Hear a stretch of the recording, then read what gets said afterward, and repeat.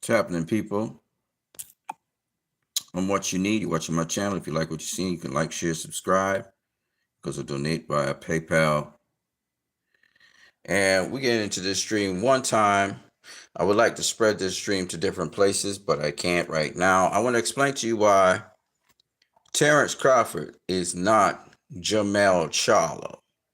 Let me say it again. I'm going to explain to you why Terrence Crawford is not Jermell Charlo. There are several different reasons why Terrence Crawford is not Jermell Charlo. So let's just explain a couple things. First of all, before even Terrence Crawford beat Errol Spence, he wanted to face off against Jermell Charlo, who was at the time the 154-pound undisputed champion.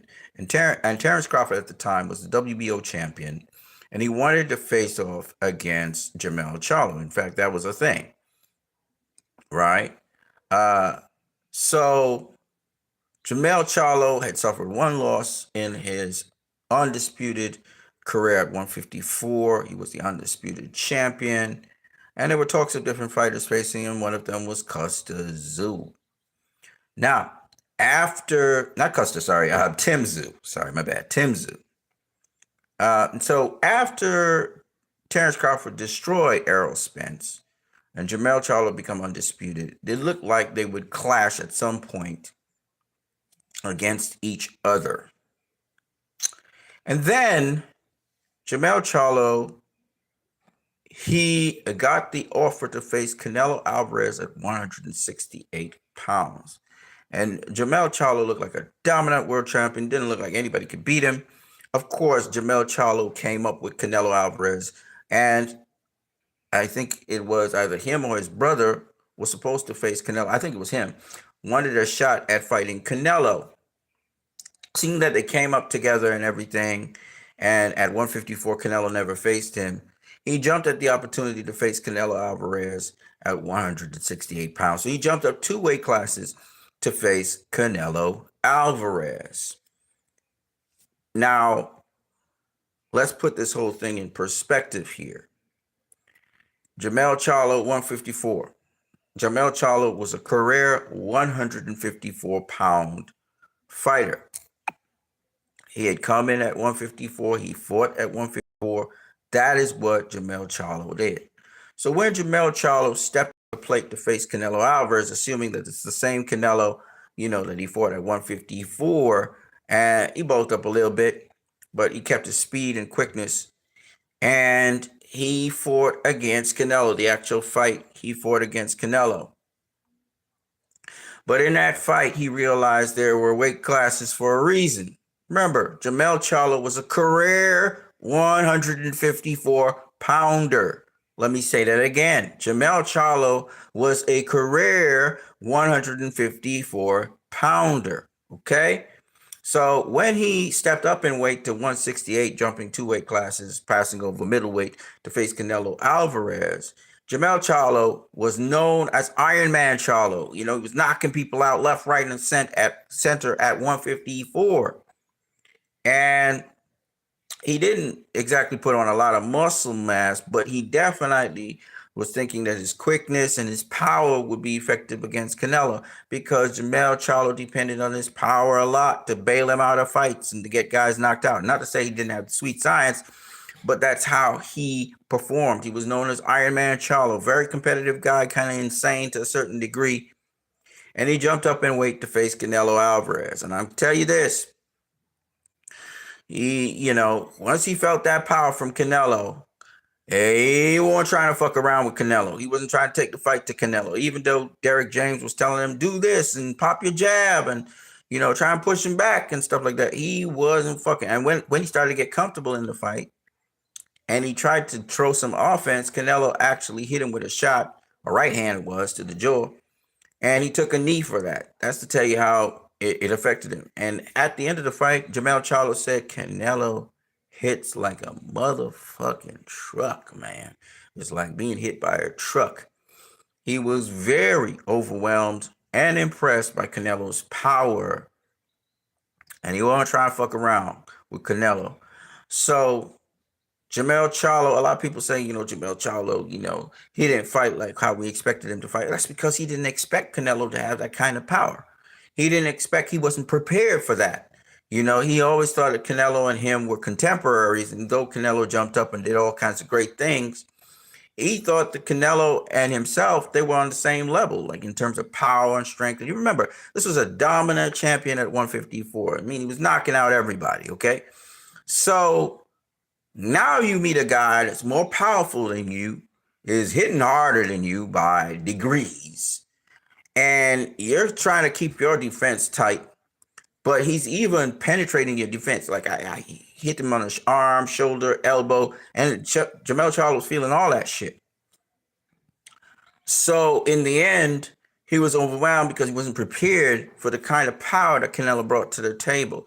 It was, elusive. He was, Canelo couldn't really trap him in corners and stuff. It's only when he became more offensively minded that he got caught. And Canelo's very clever with his, exchanges and his countering. And so Jermell Charlo, people say, well, Jermell Charlo, he didn't put up much of a fight. Well, that's because I'm telling you, Canelo, for him, he wasn't prepared for that kind of power. He wasn't prepared to realize, there's divisions for a reason.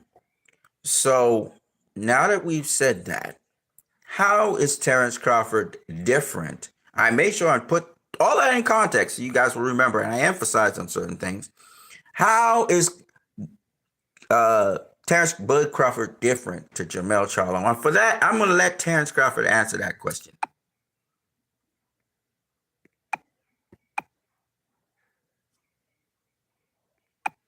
The only reason why I entertain Canelo is because he's not a big dude.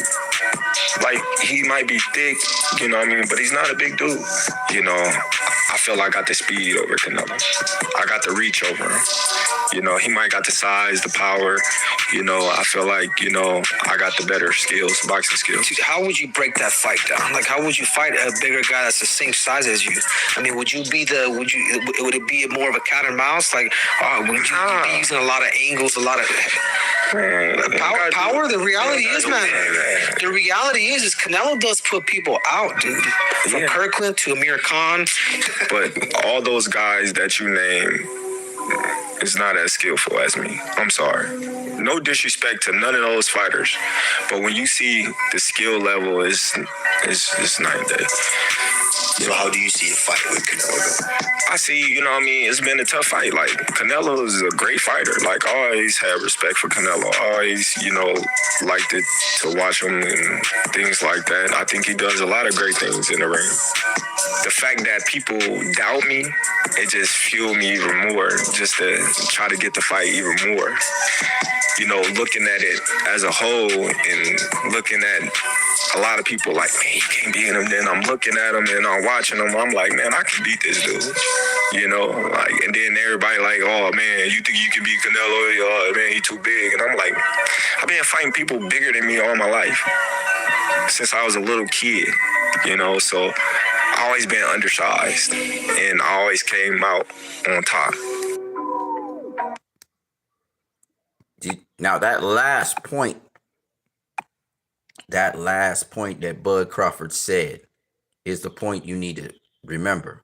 He said, I've always been fighting guys bigger than me. I've always been undersized. That's something Jermell Charlo knows nothing about. And that's the difference. That's one of the differences between Bud Crawford and Jermell Charlo. Because Bud Crawford has been fighting guys much bigger than him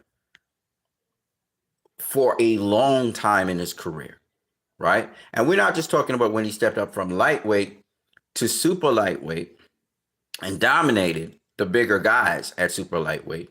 We're talking about when he was at lightweight, he jumped 2 weight classes up to welterweight. I don't know if you guys knew, Bredis Prescott, the guy that knocked out Amir Khan, was fighting at welterweight. And Terence Crawford got that fight with Bredis Prescott. Dangerous guy, power puncher, right? And Terence Crawford beat the fuck out of Bredis Prescott. He jumped up from lightweight to welterweight and beat the fuck out of British Prescott. Do you guys know about that? And that was early in his career. He wasn't world champion yet. A lot of people felt, man, he committed suicide. What are you doing? This dude got power, man. This dude would put you to sleep. He went up there and he bullied British Prescott and he beat him up. And he knocked him down, I think, a couple times. And shocked everybody. And this is before he became world champion, beating Ricky Burns, become WBO champion. This is before that. Right? This motherfucker did something else that Jermell Charlo never did. We're gonna get to, but more importantly, I want you to understand from very early in Terrence Bud Crawford's career, he has been fighting guys. He already jumped 2 weight classes and fought a guy at welterweight when he was a lightweight and beat him up. No tune-up fights, nothing like that. A dangerous fighter. Terrence Bud Crawford, for the record again, a lot of y'all don't realize how much different he is to Jermell Charlo, okay? Terrence Bud Crawford came up to welterweight and fought one of the biggest welterweights in the welterweight division. I'm not talking about biggest in terms of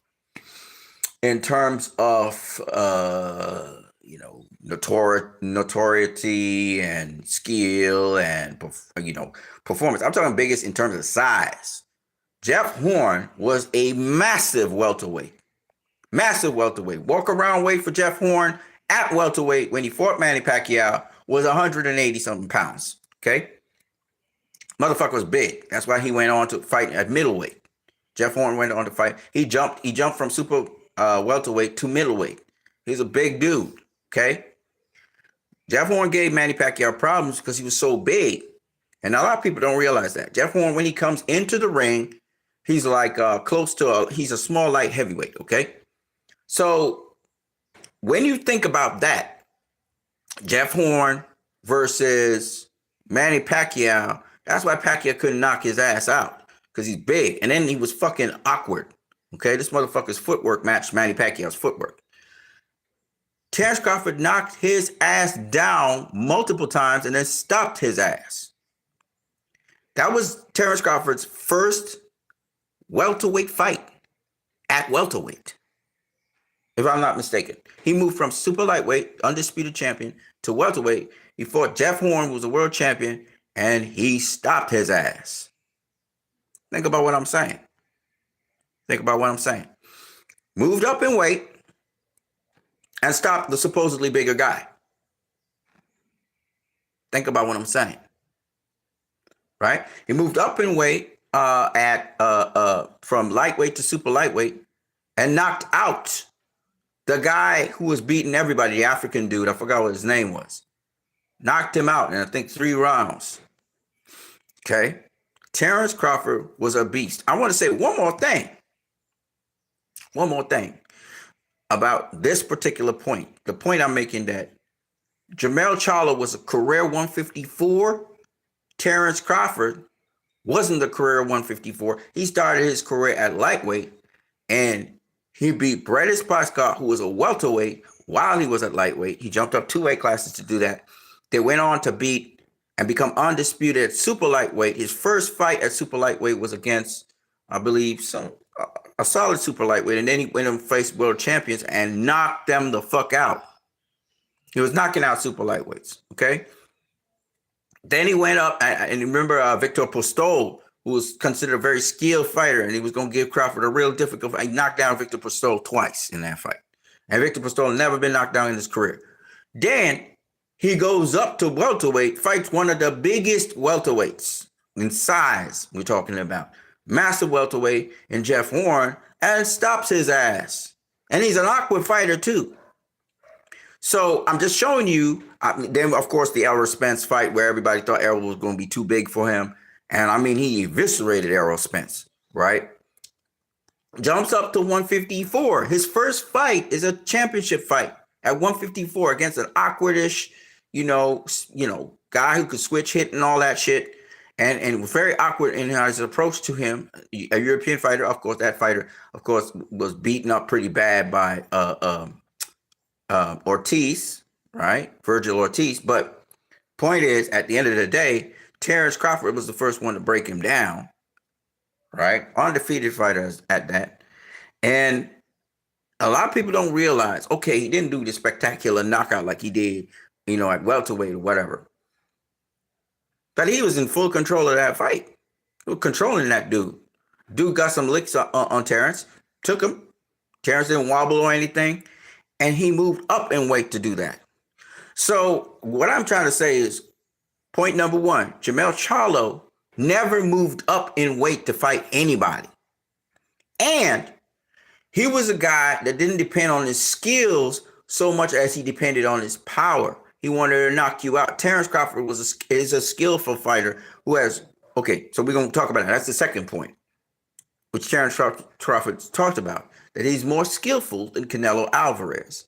Terrence Crawford, to point number two, is more skillful than Jermell Charlo. Jermell Charlo relied on his left hook, his right hand, and his power. Terrence Crawford's a much more multidimensional fighter than that. Plus, he's ambidextrous, and he can fight from either stance. He can shift stances in the middle of fighting. He's more rubbery. That is, he's more elastic. He can give you hybrid shots, like, a jab hook and all kinds of weird things he can do.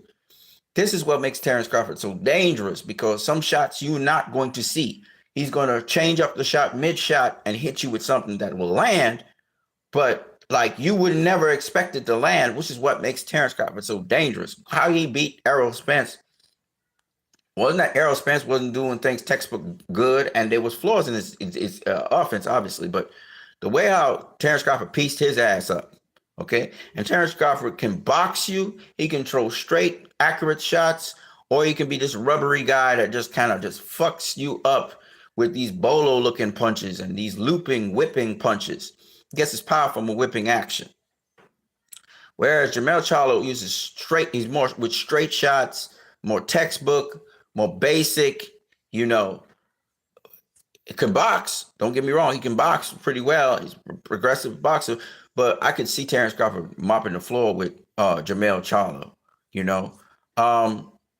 So skill-wise, Jermell Charlo can't fuck with Terrence Crawford, period. So you have a guy who always is a smaller guy coming up fighting bigger fighters like Floyd and Pacquiao, Oscar De La Hoya, and the list goes on and on. Julio Cesar Chavez, the list goes on and on. Pernell Whitaker, the list goes on and on and on, right? This is a guy who's been used to doing that sort of thing versus a guy who's not used to that. And then skill-wise, we got a guy that just has superior skills to the other guy, okay? And you look at the pedigree of fighter Terrence Crawford has faced, and you look at the pedigree of fighter that Jermell Charlo has faced. Remember, Terrence Crawford is a two-time undisputed world champion. When he became undisputed champion, Jermell Charlo, I don't even think he was a champion, for crying out loud. Maybe he was a WBC champion. I know he wasn't. So, one, Terrence Crawford been a world champion much longer than Jermell Charlo has been.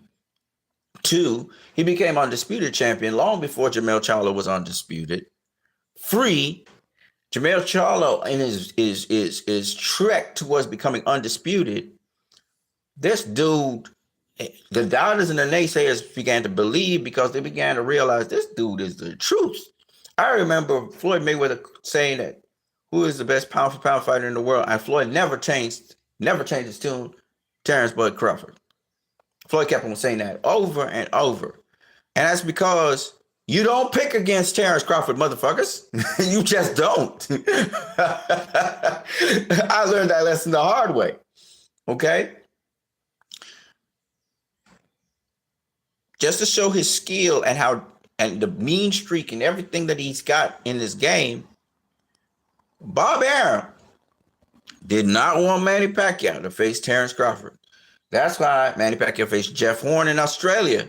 He was supposed to face Terrence Crawford. It was Terrence Crawford's time to shine. Pass the baton to Terrence Crawford at top rank. Now, Bobby Arum didn't want Terrence Crawford to piece up Manny Pacquiao like that, because he was going to piece him up. What he did to Jeff Horn, probably would have done the same thing to Manny Pacquiao. He'd have pieced his ass up, okay?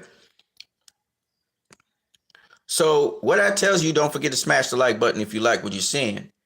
When you talk about Jermell Charlo, who had less veteran experience than Terrence Crawford, who fought at only one weight class, felt that he was the bad man, he was the tough guy at that weight class because he could get the KOs, he could knock out people. Jermell Charlo could go into his tool bag and do a couple tricks, but he depended on his power to win fights. Terrence Crawford never depended solely on his power to win fights. That's point number 3.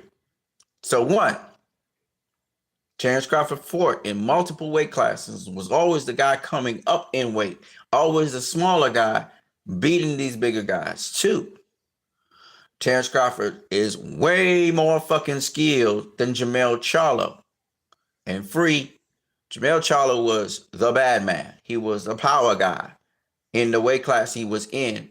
And going up and facing a guy that was more powerful and stronger than him, he found himself, when you're fighting a bully and you start to beat that bully caves in. He caved in. Right? Because he came with a bully mentality, the bully Canelo, because he thought, that should be my spot. If you was at 154 and I was at 150, I think I ought to beat your ass. So he's going up there with that mentality that I'm going to beat your ass. But he didn't have all the preparation behind it to beat Canelo. You can guarantee yourself that Terrence Crawford has way more tools in his toolbox to deal with Canelo. And 2, he don't just depend on his power to beat Canelo. He going to adjust and do whatever he need to do to beat Canelo because he's prepared like that. Okay? So that's 3 reasons. Let's go to the 4th reason, which is pretty important. The 4th reason is Mel Charlo and Canelo know what it is to lose. They have seen defeat. Defeat is in their minds. In no way, shape, or form is there defeat in Terrence Crawford's mind. He's kind of like Floyd Mayweather in that respect. He's one of those guys you just don't bet against because he came up the hard way. He was tested the hard way. He used to doing what he's doing. And once he does what he's supposed to do, he knows he's going to be victorious. Right? So guys like Terrence Crawford, I'm going to tell you a couple of them. Pernell Whitaker. Now, Pernell Whitaker lost early on, but we never considered it a loss. Pernell Whitaker was one of them guys that was very difficult to beat. Right? Floyd Mayweather is another one. Joe Calzaghe, and Andre Ward. There's a handful of these people. The mentality of Andre Ward, the mentality of Joe Calzaghe, the mentality of Floyd Mayweather is, ain't nobody just beating me like that. You're going to have to go through pure hell before you beat me. And the tools that they had in their tool bag, Calzaghe more had grit. He had to grit his way in some respects. He was still using his smarts, but he was more gritty. Andre Ward had some grit too. But the thing about Andre Ward was he always had great preparation. He was always very polished. He was always a perfectionist, like Floyd Mayweather. And Terrence Crawford come from that cloth. So when I say ain't nobody beating Terrence Crawford, I can say that with pretty much a high level of confidence, barring some freak something in the universe, because Terrence Crawford prepares himself to the max. He don't leave no stone unturned. He and Bo Mackin, they looked at this thing. And I thought Jermell Charlo would have beaten Canelo because the footwork. What I forgot and I didn't realize was Jermell Charlo underestimated Canelo's punching power. So once he got touched, he wasn't ready for that shit. He wasn't ready for the power that Canelo could bring in the ring. And that's his problem. And that's because Jermell Charlo, he never moved up in weight. He never fought nobody moving up in weight. This was the first time he was having that experience. So he and his coach didn't know how to deal with that situation. However, Terrence Crawford has done this multiple times. This is like a walk in the park to him. And even though it's 2 weight classes, he's jumping up. It ain't nothing strange to him. He did it with British Prescott before he was even world champion. He had jumped up 2 weight classes too. They knew what to do in a situation like that. So Bud is probably one of the guys that are most prepared to face Canelo Alvarez because Bud been doing this shit his whole life. You know what I'm saying? He prepared for this kind of fight. He born to do this kind of fight because he been prepared for it. So that's the difference between Terrence Bud Crawford and Jermell Charlo. The mindset's different. Bud has never been solved. Bud has never been beaten. Bud has never been somebody who was not prepared for the task at hand and didn't understand what it was about. Yes, Canelo has problems with boxers, as Oscar De La Hoya will tell you. But more importantly, and the part that a lot of you guys miss out there, and don't forget to smash that like button, is Bud been doing this shit for decades, man. This motherfucker been doing this shit for decades. That's what a lot of people like. This dude, this is what Bud does. It's like talking about Floyd Mayweather and Manny Pacquiao. Floyd Mayweather, no, he can't beat Miguel Cotto. No, he can't beat Canelo Alvarez. No, he can't beat Oscar De La Hoya. Come on, man. Floyd be pound for pound fighter. What do you think a pound for pound fighter is, man? Bud being, that's another one. Bud been pound for pound number 1 in the world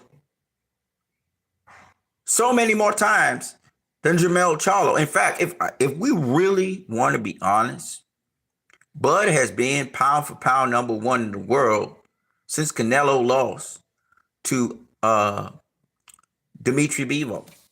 They pushing this little guy anyway in the picture, just like how they did push Chocolatito with Andre Ward. Andre Ward was pound for pound the number 1 fighter in the world after Floyd left. Fuck it.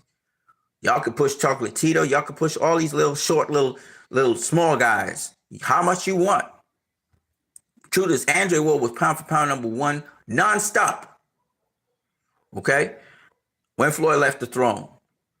Right? And after Andre Ward left the throne, you had Canelo for a short while, and then you had Terrence Bud Crawford. Ain't gonna prove he's pound for pound number 1. That's what pound for pound is. That's what pound for pound is. Anyway, he's not greater than Terrence Crawford pound for pound. Fuck that shit. Fuck that shit. Terrence about to take on pound for pound top 5 fighter in Canelo Alvarez. Who the fuck has Inoue faced that's pound for pound top 10? Who? Motherfucker, who?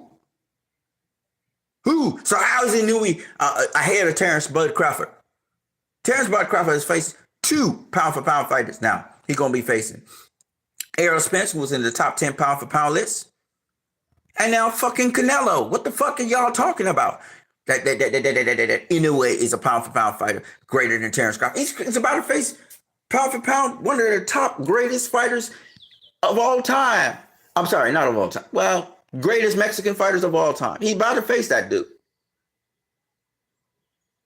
Okay? And I'm not saying that Canelo ain't going to have some veterans tricks up his sleeve, but I feel Terrence Crawford will adjust to those things, you know? So Jermell Charlo has never been a pound for pound top fighter. That's point number 4. Okay?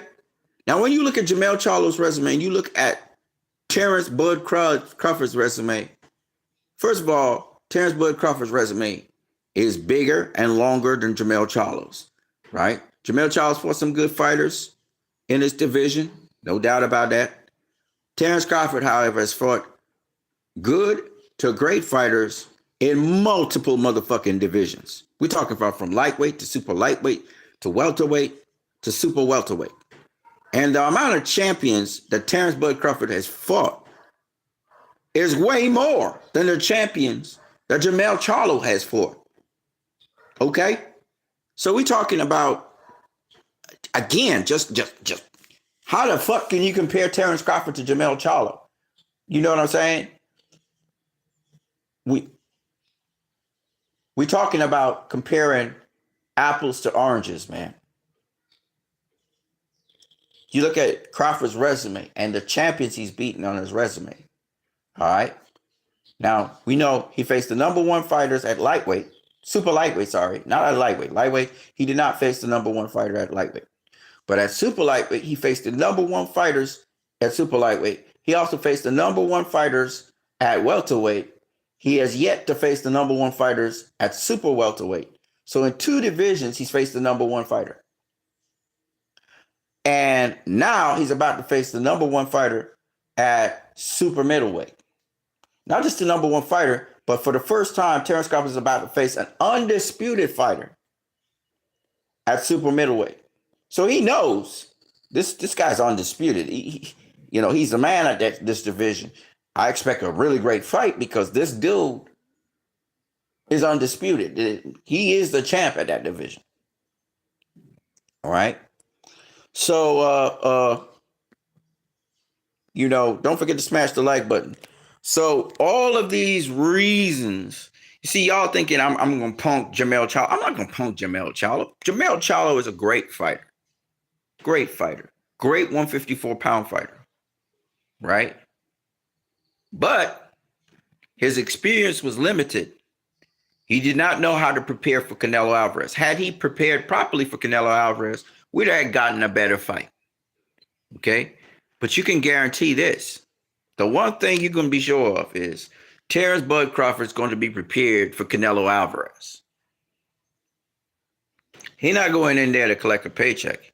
He's going in there to take everything that Canelo has from him and become undisputed at super middleweight. And like he said, he sized up Canelo. He realized, okay, this dude, physically speaking, he's not that long. He's not that tall. He is compact. He's like built like a fucking tank, like Mike Tyson. But he isn't that long and he isn't that tall. So we could match up pretty easily. This could be a good fight because we can match up because of the size of him. While he has way more experience fighting at this weight class and is used to it and is comfortable in it, and I don't. But that's nothing new to me because I've done it with Brettis Prescott. I did it with Errol Spence. I've done it at super lightweight. I've done it before. So this is the difference. Okay. And then how long has Terence Crawford been world champion? He has championship experience way more than Jermell Charlo's championship experience. We could just go on and on and on about how Terence Crawford is not Jermell Charlo. This is not Jermell Charlo that Canelo's going to face. Okay. Stephen A. Smith, who I don't think he knows that much about boxing, but, been the guy who interviewed Floyd Mayweather, always, pro Floyd Mayweather, always pro Michael Jordan, always, pro, he's not deep into the boxing like that, but he keeps abreast of it. And Stephen A., he didn't even think, he didn't blink an eye. Crawford's going to win this fight. Why? Undefeated. There are undefeated fighters and then there's undefeated fighters. Let me explain what I mean. So you have inexperienced undefeated fighters who have their O and they want to preserve their O so they avoid certain fights, right? If you look at Terence Crawford's career, he always been asking for the big fights. He been asking for that fucking smoke. He want that smoke. He be chasing the smoke, okay? For the accolades. Terence Crawford is not undefeated because he avoided fighters. Terence Crawford is undefeated because in spite of facing the very best fighters that you got out there, Terence Crawford is still a dude who is, he just keeps on pursuing the best fights out there. And so when you look at that, you have to understand this dude is not undisputed because he avoided any fighters and he tried to preserve his own. This guy is undisputed because he just keep on showing people how skilled he is and how his ability to beat people. And that people the opponents that come up to him, they're not ready for him. You know what I'm saying? And he be stopping people, right? He's not just beating them. He is stopping them. You know what I'm saying? So that's the beauty of Terence Crawford. Terence Bud Crawford is different to Jermell. And Jermell Charlo has also that vicious attitude. But the difference is Jermell Charlo, he more of a bully. You know what I'm saying? He more of a bully fighters. He come in there and he try and bully you. You know what I mean? So that's what I'm talking about when I talk about Terrence Bud Crawford, you know, stepping up to the plate and doing what he do. You know what I'm saying?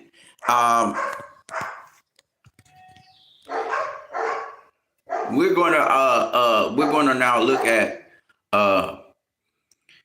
so we just went into why Terrence Crawford is different to Canelo Alvarez. Don't forget to smash the like button. And I spent about 35 minutes going into detail of why. And I'll let you hear from Terrence Crawford himself what he think about Canelo Alvarez and why he thinks he can match up with Canelo Alvarez and beat him. In fact, I think that here's a saying from Terrence Bud Crawford. Let me see if I can get it on Facebook here. Yes, I can get it. So Terrence Crawford says Jermell Charlo has no heart against Canelo. He said this back after Jermell Charlo got beaten by Canelo. Okay, y'all, I'm over Jermell Charlo. He's no longer on my list. He went out there and laid down and let Canelo spank him like he was his daddy with no type of resistance. Congratulations, Canelo. You made the so-called lion look like a baby cub. Terrence Crawford via Twitter. And like I said before, it wasn't that Jermell Charlo probably couldn't, go up against Canelo and beat him. It was his preparation. He's not used to getting hit like that. You know what I'm saying? Because he's not used to going up in weight and beating fighters. This was the first time. This was his first rodeo, And since that time, Jermell Charlo, if you notice, has not been in the ring facing anyone after that defeat. So, it really hurt him really bad as a boxer. And he's literally stayed out the ring for a good period of time. Now, according to one of the scoopers out there, they say that Jermell Charlo may be facing Errol Spence later on this year. So that would be interesting if that actually goes down. But the point I'm making is that Terrence Crawford is not Jermell Charlo. All right. So you guys can also leave comments out there. You can put your comments out there. I don't know if you guys are commenting. Let me see. I'm going to take a look and say, oh, y'all are content. Bud Await Bully said, hi, what's up, brother? Which way do you see Bud defeating Canelo? RJ Jenkins is up in my feed, man. I didn't even know you was up in my feed, my brother. So RJ Jenkins was saying a couple things. Yeah. So shout out to RJ Jenkins in the building and all the other people who are commenting. I can't see all your comments. They just come and disappear on me. I'm sorry about that. It is what it is. You know what I'm saying? But Terrence Bud Crawford, as y'all know, I'm not telling y'all things that are like sensational and trying to, no. I try to come from facts. You know what I'm saying? So that's the difference between Terrence Crawford and Jermell Charlo. And shout out to Mel anyway for putting out the effort and even taking the fight, And Mel got his opportunity, but of course he was not ready for it, which is too bad. Now we're gonna talk about something else. As you can see in my videos, I'm showing you now something else. The title of the thing is also why Scottie Pippen. Why his basketball led the Bulls more than Jordan's basketball. And some of y'all would say that's sacrilege. Okay. Well, what I'm going to do is I'm going to shout out to certain channels on YouTube. I'm going to let the channels speak for themselves. I got too many people I can thank. In all the videos, you never just saw me. You saw Scottie Pippen. Every championship I won.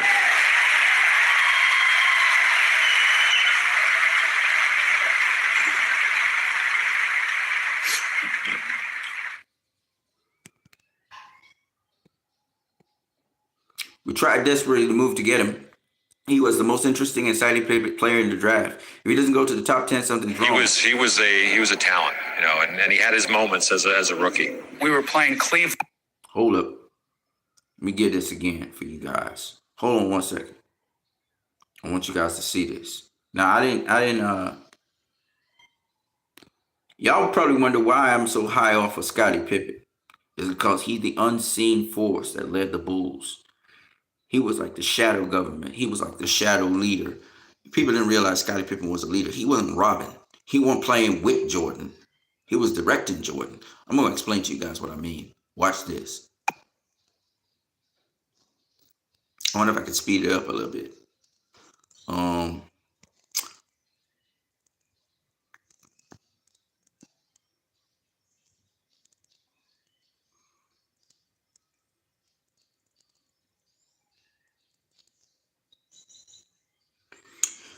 Jack McCloskey, Detroit's Pistons general manager, said, "We tried desperately to move to get him. He was the most interesting, exciting player in the draft. If he doesn't go in the top 10, something's wrong. I think he's going to be a superstar." He was a talent, and he had his moments as a rookie. We were playing Cleveland in Game 5, and I was thinking about starting Scottie in the deciding game. Paxson with 3 seconds to go. This isn't Pippen. Stuffs it through. I just felt that what we needed in that game was a spark. And I think he had 24, 26 points, had a great game. Fortunately, that it worked out. Pippen looked more like a 3 or 4 year veteran, Larry Nance. That's the rookie coming into the Rice league. making that pass. Pippen stepping in the passing lane. He does the first smart thing. He gets it to the lead guard, Sparrow, who delivers the easy 2. John Paxson has come into the ball game replacing Sparrow. Scottie Pippen's going to be a star in this league. He will be. That was a rookie. I don't know what position Scottie was. He was just a basketball player. He could dribble, shoot, pass, and rebound. Defensively, he was excellent. He had quick hands, quick feet, great understanding of the game. He could do it all. B.J. Armstrong. The subtle things that he did so well. Defensively, helping his teammates, recovering out to guys offensively, making plays, being unselfish. These things that teammates always recognize and notice. You also felt like Scottie had your back. If you made a mistake somewhere on the floor, he's going to Scottie gave me some problems, and he made it a little tougher for us to get into our offense. And so it was a smart move on their side. If I had to vote in that first championship for MVP, it would be Scottie. He brought his whole game, and everybody could see the way he played Magic and made him turn and turn and turn and made him work. Like, that was the difference, especially after we lost the first game, Horace Grant. Yeah, he was MVP. He should have been MVP. He sets the tempo defensively for us. He can disrupt anybody's offense because he can play anybody from the point guard to the 5 position. Michael Jordan. I want to thank Scottie Pippen as he shut down 5 guys on the team. Scottie wanted to play everybody, and he did play everybody. And one thing great about him, he could play all the positions. I know Michael's the best player, but Pippen was the best player on that team. Chuck Daly in the 1992 Dream Team. Yeah, Scottie impressed Chuck Daly. Just for the sake of it, this is a long thing. I don't want to go into it too much, but just for the sake of it, I want you guys to know, in 1992, Scottie Pippen he didn't score much points. But, man, that guy fit everybody on the Dream Team. He was the one bringing the ball up the court. Not John Stockton, not Magic Johnson. Tony Kukoc had never played the United States. And let me tell you something. Scottie says, I'm not going to let him score. Tony Kukoc was like going nuts. He was scared to dribble. I mean, Scottie had him so terrified. He scored less than 10 points. And this one, he was like considered the best European player in the world. You never really know how good a player is until you coach him, but Pippen was a great surprise in Barcelona. The confidence with which he played and absolute complete nature of his game, both on offense and defense, no one else really expected it. Chuck Daly. It was that good. Tex Winter asserts that the 93-94 Bulls ran the triangle offense more efficiently than any of his NBA teams, mainly because of Scottie Pippen's direction and ball handling skills. Steve Kerr. Tex Winter, got frustrated with players at times. A Michael Jordan, who he said couldn't pass the ball right, or Shaquille O'Neal, who wouldn't take coaching very easily, or Kobe, who overpenetrated and paddled the ball too long so the offense didn't run right.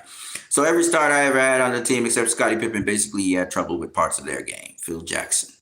Tex Winter loves. Well, for the Chicago Bulls, there is no question who is this guy.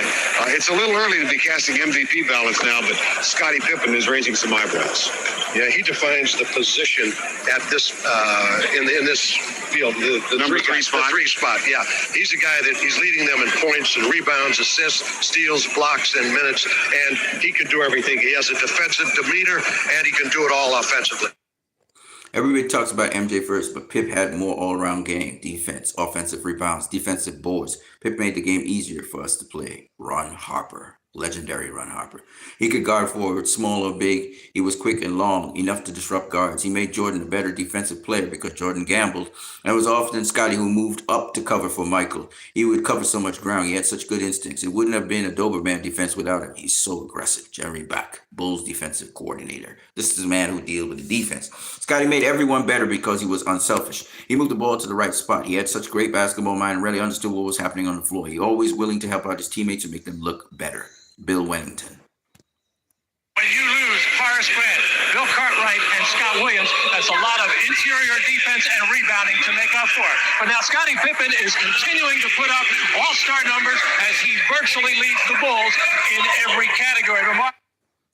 Scottie was the anchor man. He was the jack of all trades, did everything for us. He rebounded the ball, make plays. He had to assist to Steve. Those guys kind of he made them feel like they belonged. Defensively, he guarded on the perimeter and the interior. He did everything imaginable, which made everyone else's job kind of easy. Pete Myers.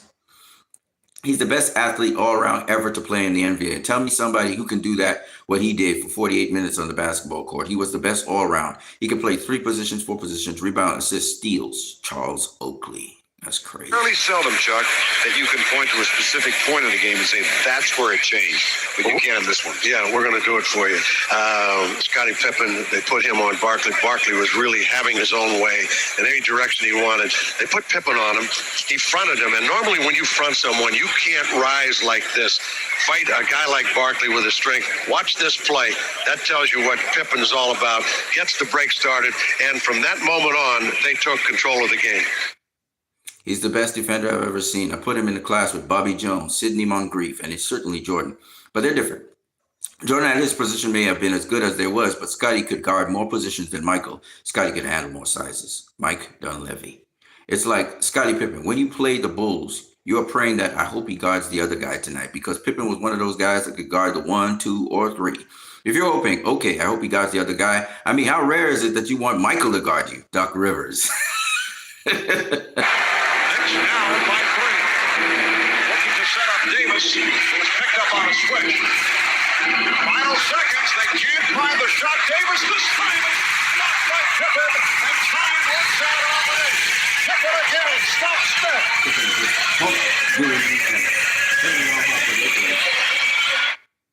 It's amazing to see how good Scottie is. The guy shot 1 for 9 and scored 4 points and totally dominated the game. That's what makes him one of the greatest players ever. He doesn't have to score a point. He can control the whole game, Steve Kerr.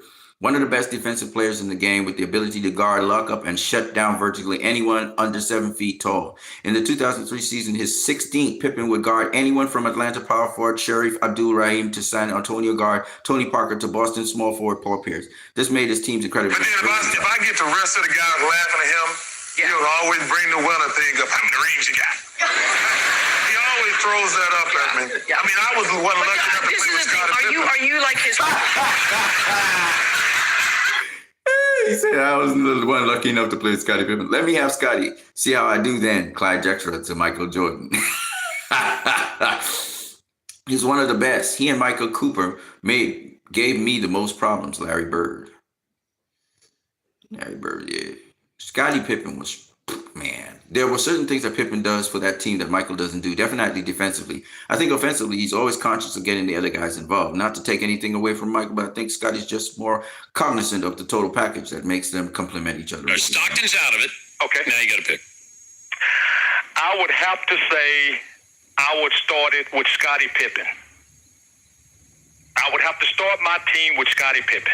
So why would you take Scottie over Michael or Matt? This is why I would take Scottie. Do you remember the time that Michael retired? I watched, well, the second, third time, whatever. Anyway, but look, I'm trying to keep it. Look, I'm serious here. I know you are. Okay. I watched Scottie Pippen when the Chicago Bulls wasn't really good. And Scottie led that team in every statistical category. And I just remember that. And plus, he's a guy that can care less about scoring. He want to stop the best player on the other team. And I dare say, since, while we're in this conversation, that would have been pretty cool to see Scottie guard Michael. Scottie's not the kind of player to make winning shots, game-winning plays, but he's also more unselfish than Michael. If I were on the floor, I want to play with a guy like Pippen more than Jordan. Doug Collins. Actually, he did make crunch time plays. That's another story. It's a lie. What Scottie represented to me is a player whom I pick first for my team every time. Even if Michael was available, I'd pick Scottie Pippen. And I think he'll be fine with that. Who's your small forward? Small forward. Oh, good question. I'm going to have to go. I'm going to go with Scottie Pippen. So no LeBron and no Larry Legend. Well, LeBron, I could play him at the 5. It's the old standard. Great players make other players better, and Scottie has definitely done that. John Paxson. Yeah, Scottie Pippen is fucking phenomenal. I know he makes me a better player. Unfortunately, it will take a while after we both retire for people to realize just how good Scottie Pippen really was, Michael Jordan. See, Scottie used to engineer the offense. The guy was always there when I needed him.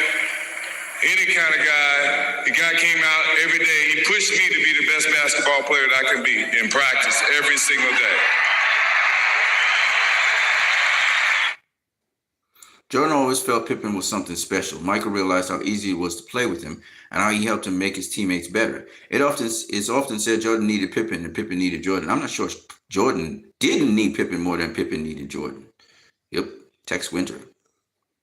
Scottie was our team leader. He was the guy that directed our offense. He was the guy that took on a lot of big challenges defensively. The year that Michael retired, Scottie, I think, was the most valuable player in the league. He's probably the player most liked by others. He mingled. He brought out the best in players and communicated the best. Phil Jackson.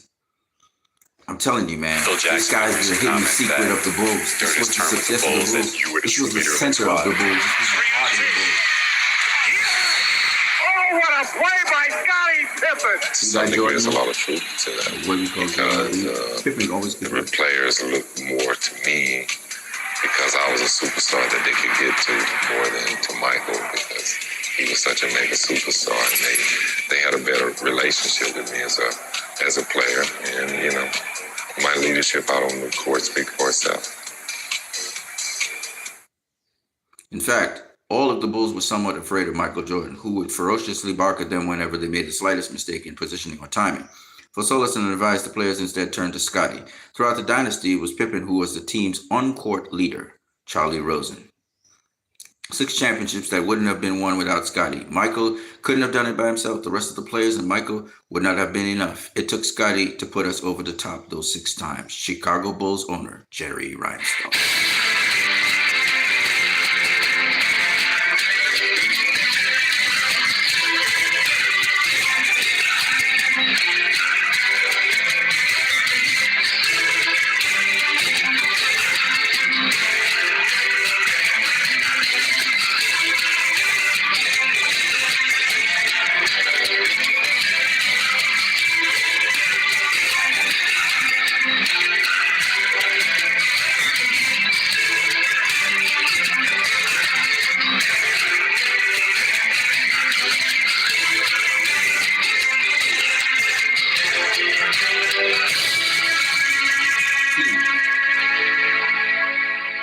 Teamwork. Number 33, Scottie Pippen. Man, I tell you guys this stuff because I want you guys to know the truth. Now, let's not get it twisted. Scottie Pippen never did it without Michael Jordan. He never won an NBA championship. But one of the things almost anybody who played with Scottie Pippen will tell you is he made it so much easier for the rest of the team to shine. When Michael left, the Bulls only won two less games than they did the previous year. Yes, they won the world champion the previous year. And we're going to go into that in a video because I don't want you guys to see my words on this. I want you to see what was written about Scottie Pippen. Now, there was one thing I overlooked and I didn't get to comment on and speak on. And so I'm going to do this video over just to get to that part. And I'm going to try and freeze the video. I think I can. So let me try. I got too many people I can thank. Then I'm going to go to another video. Scottie Pippen, Mr. All Around. Scottie Pippen. Yo, y'all have no idea. Michael Jordan's right. It's going to take many, many years for people to really understand how good Scottie Pippen really was. And how much he was a team leader. And he was the guy that actually did everything, Let's see if I can stop it. I think I paused it. Did I pause it? When you see the Detroit Pistons general manager, he was a talent, trying to get Scottie and he had his Pippen, moments as a rookie. We were playing Cleveland in Game 5, and I was thinking about starting Scottie in the deciding game. Paxson with 3 seconds to go. Misses it. Pippen Okay. stuffs it through. I just felt that what we needed in that game was a spark, and I think he had 24, 26 points, had a great game. Fortunately, that it worked out. That's a rookie. Right. Price making that pass. Pippen stepping in the passing lane. He does the first smart thing. He gets it to the lead guard, Sparrow, who delivers the easy 2. John Paxson has come into the ball game replacing Sparrow. Scottie Pippen's going to be a star in this league. He will be. Dude actually prophesied on Scottie Pippen. They saw what this guy was. Michael Jordan saw what this guy was. Michael Jordan didn't try to work with Horace Grant. He tried to work with Scottie Pippen. I'm going to tell you why. I'm going to tell you 2 reasons. Scottie Pippen was like, and that's what the Detroit Pistons was trying to get Scottie Pippen. They was trying to get his ass because they knew what they had. All right. They saw what this guy was. And instead, the Bulls got him. Now, you remember, Scottie was drafted by the Seattle Supersonics. He was supposed to go to the Seattle Supersonics with Sean Kemp and Gary Payton. Just imagine Scottie Pippen with Sean Kemp and Gary Payton. I'm telling you right now, those guys would have won a championship. All right, I'm telling you right now. The kind of play that Scottie Pippen played, the kind of development that he had. This is him as a rookie. And this motherfucker already tearing up games and making 20-something points. A rookie, a fucking rookie. Okay? All right, man. And he ended up playing against the Pistons, and the Pistons wanted him because he was the piece to solve the puzzle. That's why John Sally be talking a lot about Scottie Pippen, like the most skilled all-around player. He's more skilled than Michael Jordan. And remember, whereas Michael Jordan had the luxury of guarding certain players, whether it's the best player, he say, I want to shut this guy down, whatever, right? Scottie Pippen, it was his fucking job to shut down the best player, right? This dude be double and triple teaming all kinds of people all over the place. He'd be all over the place guarding everybody. That's why Magic Johnson was making that joke.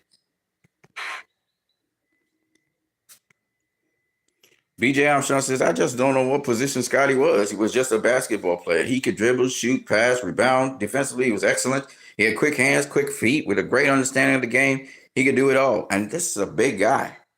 You know, Scottie Pippen's hands, you know, was massive.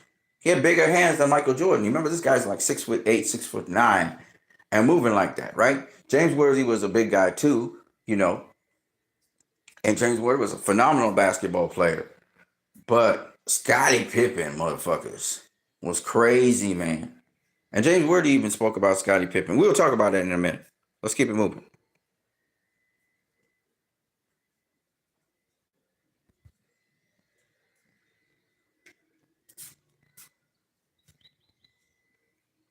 John Paxson says the subtle things that he did so well defensively helped his teammates, recovering out guys offensively, making plays, being unselfish. So one of the things Scottie would do is if you was weak side, you know, and you needed help, he'd be there. He'd be there to hold you down. So he would cover for you. The things about Scottie Pippen that was crazy was he'd be guarding one guy, but he would jump between that guy and double team, and he always followed the ball, you know. And anticipate where the ball would be coming. Because it's a triangle offense, they kind of fall back into sort of a one-on-one, sometimes zone defense. So Scottie Pippen would mix zone defense with individual guarding defense. And he was so fucking quick. He could cover ground so fast. He'd be, you know, double teaming, and then before you can blink, he's back on his man. You know, he knew where his man was at all times. Scottie Pippen knew the layout of the floor, the game plan, to run plays. He understood the other teams, all the positions from 1 to 5 on the other team, and all the positions 1 to 5 on his team, and all the positions 1 to 5 when the other team is playing offense. So he understood what offensively they were doing and what defensively they were doing. So the kind of understanding that Scottie Pippen had was a very holistic one, and he understood what was necessary. It wasn't just about getting the open man, but what was necessary to to deflate the other team's offense and also to penetrate the other team's defense. So Scottie Pippen had the big picture. Michael Jordan had the small picture. Like he would target certain individuals and he would go after them to shut down the team's offense and to shut down the momentum. But he wasn't always capable of doing that. You know, he and Scottie Pippen shut down Grant Hill, for example, right? Scottie Pippen couldn't handle Grant Hill. That first step Grant Hill had, he just blow by Scottie Pippen. So Michael Jordan came in and teamed up with Scottie Pippen. They consult with each other how they're going to shut this motherfucker down. And they would shut his ass down. You know what I'm saying? That's why they were called the Dobermans. But the guy who was behind the Dobermans was actually Scottie Pippen. He was very aggressive defensively. And he also covered multiple positions on the floor at any given time. You know, and if you needed weak side help, he was there. You know what I'm saying? That's why he says Scottie Pippen had your back. And Michael Jordan says the same thing about Scottie Pippen. When you're talking basketball on a team, Scottie Pippen was your guy. That's why Michael Jordan felt like he had an anchor. He was more comfortable to now score and then also play defense. Of course, Michael Jordan mostly marking his man, but if he needed to double team with Scottie Pippen, he knew how to do that. And Scottie Pippen, Michael Jordan said over and over again, he was like one of the easiest guys to play with, you know, because one, he had the drive. Two, he had the work ethic. Three, he was constantly looking to improve his game. So you didn't have no problems with that. And, you know, he always was looking to learn and also looking to impart what he had. So they would share things with each other. And that's how Michael Jordan's game improved. That's why he said, Scottie Pippen pushed me to become better. Scottie Pippen's work ethic, Scottie Pippen was no slouch. Now, whereas Jordan would berate players for not getting certain things done, and sometimes rightfully so, Scottie Pippen's approach was a little different, right? Scottie Pippen, I'm not faulting Michael Jordan for berating certain players. At certain times, they deserve to get a kick in the ass for some shit that they would do. Because some of the players would do some stupid shit, okay? And you got to understand, if they putting out the effort, if they're pushing, you know, this is what Kobe Bryant had an issue with Shaq with, but Shaq was saying, man, I get hacked so much, I need to get, you know, I have to rest and recoup. What is the understanding? Yes, you need to be blazing there going 100 miles an hour, but then you could get an injury. You know what I'm saying? Michael Jordan, he would berate certain players because they were not stepping up their game, right? They were trying, but not hard enough. Scottie Pippen was more understanding. If Scottie Pippen was playing with Shaquille O'Neal, he would understand that the dude need rest. He wouldn't be pushing him like how Kobe was trying to push him. And as a result, Shaq would have played his natural game. He'd have felt in flow. Pippen would have made him comfortable. And he would have kicked ass, right? You look at Scottie Pippen in the All-Star game, how he fed Shaq the ball, how Shaq dominated Stoudemire, making Stoudemire just crash out of the scene. I could see Scottie Pippen playing with Shaq and dominating, because Pippen's a guy, he don't get high off of scoring points. He get high off of the team winning. All he care about is the team winning. And not only that, all the players, as much players as possible, are involved in the offense. You look at teams that dominated, like the Spurs, like the Celtics. Yeah, there was Tim Duncan. Yeah, there was, Robinson, and there was Parker. But you don't really, Tim Duncan was a great center, but you had everybody involved. You know what I mean? That's important. All right, let me get to where I need to get to, because this video is getting long.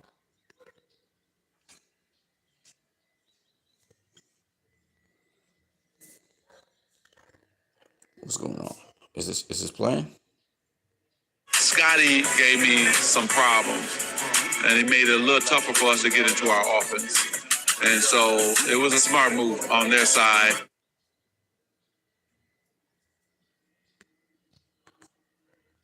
If I had to vote for the first championship for MVP, it would be Scottie.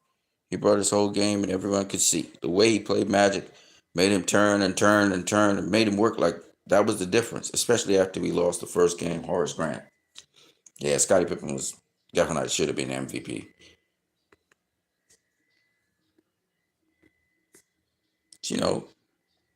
Everybody was by Michael Jordan at the time. Michael Jordan was the rave. He sets the tempo defensively for us. He can disrupt anybody's offense because he can play anybody from the point guard to the 5 position. Michael Jordan. I want to thank Scottie Pippen as he shut down 5 guys on the team. Scottie wanted to play everybody, and he did play everybody. And one thing great about him, he could play all the positions. I know Michael's the best player, but Pippen was the best player on that team. Chuck Daly in the 1992 Dream Team. The Pistons really loved Scottie Pippen. This is it here. Michael returning from the games, raving about Scottie's performance. Before the summer, Michael had regarded Pippen as the most talented member of his supporting cast. But after watching him outplay Magic Johnson, John Stockton, Clyde Drexler, and other future Hall of Famers in Barcelona, Michael realized that Scottie was the best all-around player on what many consider the best basketball team ever assembled. Michael had to admit, had even outshone him in several games. Phil Jackson. See, y'all need to understand. Scottie knew his role. He played his role. But in any other situation, Scottie Pippen probably would have been putting up like 35, 40 points a night. Okay? Scottie Pippen could score. So if he was in the scoring role and that was all he had to do, he'd score like mad. Scottie Pippen's role was to get the team wins. And not just to get the team wins, but get everybody involved in winning. That was the difference between Scottie Pippen and Michael Jordan. Y'all do not value that. LeBron James is not there for LeBron James to put up whole set of points and stuff. I was listening to Tracy McGrady last night in an interview. And Tracy was talking about putting up a whole set of points and stuff. That's cool. Putting up a whole set of points, becoming a scoring champion, winning the scoring thing. That's cool. But how does that help your team? How does it help your team? It's a team you have. And you want the players to develop as much as you develop. If basketball was an individual sport, we wouldn't need a team. So individual athletes are cool, but championships are much better. And you can have, and let me say how rare this is. It's very rare to have a championship team that can win. They know how to win championships. It's very rare. It don't come all that often. So that is the thing. Now, everybody always talk about Michael. And I got a problem with that. I've told you. I love basketball. Michael Jordan. He's the greatest ambassador for basketball. Because of Michael Jordan, basketball swept the world and people went by storm. Yeah, it was great with Magic and Bird, but Michael took it to a whole other level because of how they marketed him and everything. So I'm not saying that Michael Jordan wasn't the great star player that he was. I've never taken that away from him. But what I'm telling you guys is, if you're going to put Michael on that pedestal with all the media and all that stuff that goes around with it, you damn well better put Scottie on that pedestal. Because y'all don't realize it's Scottie who facilitated Michael to become that way. It's Scottie that made the Bulls a winning team. He was the guy that orchestrated the offense, and he's the guy that helped on the defense so many players who didn't have that defensive prowess. And he taught them the defense through example and also through showing them so that he could learn. And he did it in a very friendly manner. Well, as friendly a manner as you could be professionally, that is to say, because Scottie Pippen, obviously, he would reprimand people when they didn't do certain things correctly either. That's why the players came to him, because he was relatable. He was somebody you could talk with. Now, not to say that Michael didn't also mentor certain guys and they couldn't come to Michael, just that Michael had a much more raw, very blunt way of saying certain things to players, right? He was brutally honest. And so, good cop, bad cop. I'm not saying Michael didn't have wisdom and gems for the team either. Because, again, Scottie never won a championship without Michael Jordan. And it's not just him shooting points. Don't let anybody fool you. Michael also helped players. Okay? But the players who responded to Michael challenging them, no matter how he said it, those players more gravitated towards Michael and have relationship with Michael to this day. A lot of people say, Michael don't talk to nobody. That's bullshit. You don't need to know what Michael's doing in the background. Michael has helped a lot of people. Okay? So again, I don't see Michael as a villain. I don't see Michael as overhyped. I don't diminish anything that Michael has done in basketball. But we have to be real about what Michael was. This is the personality you're dealing with. Okay? That's all I'm saying. And I'm saying the travesty in this whole thing, which Michael needs to double down and emphasize. And Michael don't need to care about what Scottie Pippen say about him if it ain't true. Michael can double down and say, fuck this shit. Scottie Pippen is that dude that literally got the Bulls to where they are. He's that dude. I'm the dude too. But it was two of us. It wasn't one of us. And no, Scottie Pippen is not Robin. I made a mistake. He ain't no fucking psychic. He was the guy that actually orchestrated our offense and also was the fabric that kept our defense together. Some guys were not great defensive players on our team, but they became greater defensive players. And then we had Rodman there, and we had Harper. Ron Harper is very much respected for his defense because Ron Harper was a defensive player, like Scottie Pippen, like Michael Jordan. And Ron Harper was humble enough to take on that role where he wasn't a major scorer on that team. But the arsenal that team had in the second three-peat is ridiculous. Rodman could score. Harper could score. Pippen could score. Jordan could score. Kerr could score. I'm sorry. Well, Steve Kerr could score. That's right. He was clutch. You also had Kukoc who could score. That's more than 6 players that could score. You could pick who you wanted to have in your starting lineup. Right? That team was ridiculous. Luke Longley as a center could score. Right? And will put up numbers. So you had 7 fucking players on that team that at any point in time, if you wanted them to break away and do some shit, they could do it. All of those players I just spoke about, including Scottie Pippen, were clutch players. Scottie Pippen downplays how clutch he was. He was a fucking clutch player. You know how much 3-pointers he did at the buzzer? Y'all don't even watch Scottie Pippen. 3 points was his game, right? He was a 3-point shooter as well. I tell you, this motherfucker had everything, okay? So I remember when Scottie Pippen tipped in a ball that was missed on the buzzer. I remember him killing motherfuckers with that 3-point and winning games by 1 point with a 3-point at the buzzer, right? So I don't believe, there's so many lies said about Scottie Pippen that he wasn't clutch and so on.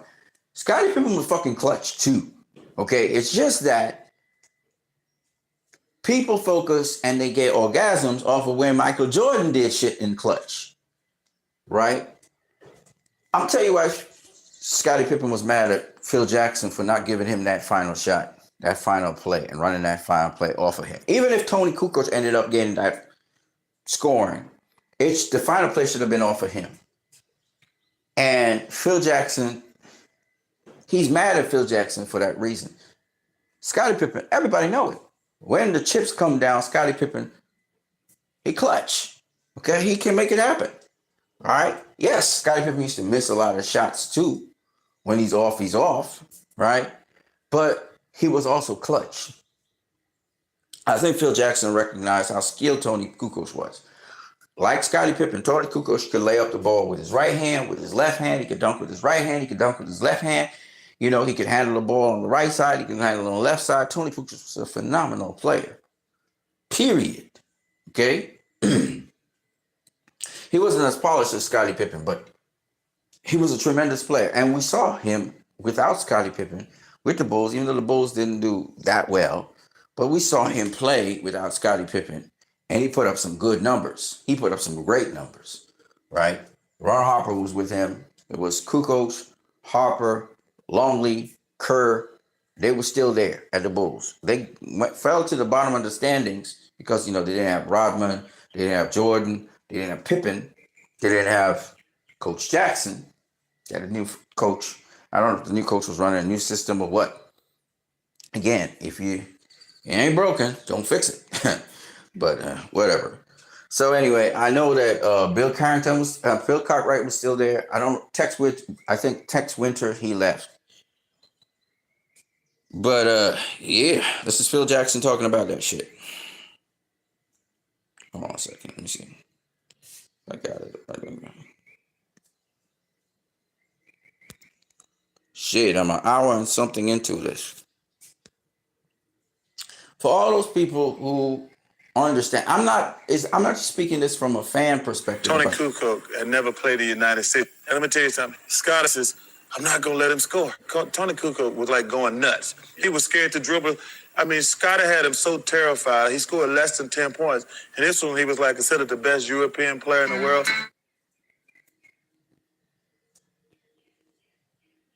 Chuck Daly said, he had only praises for Scottie Pippen.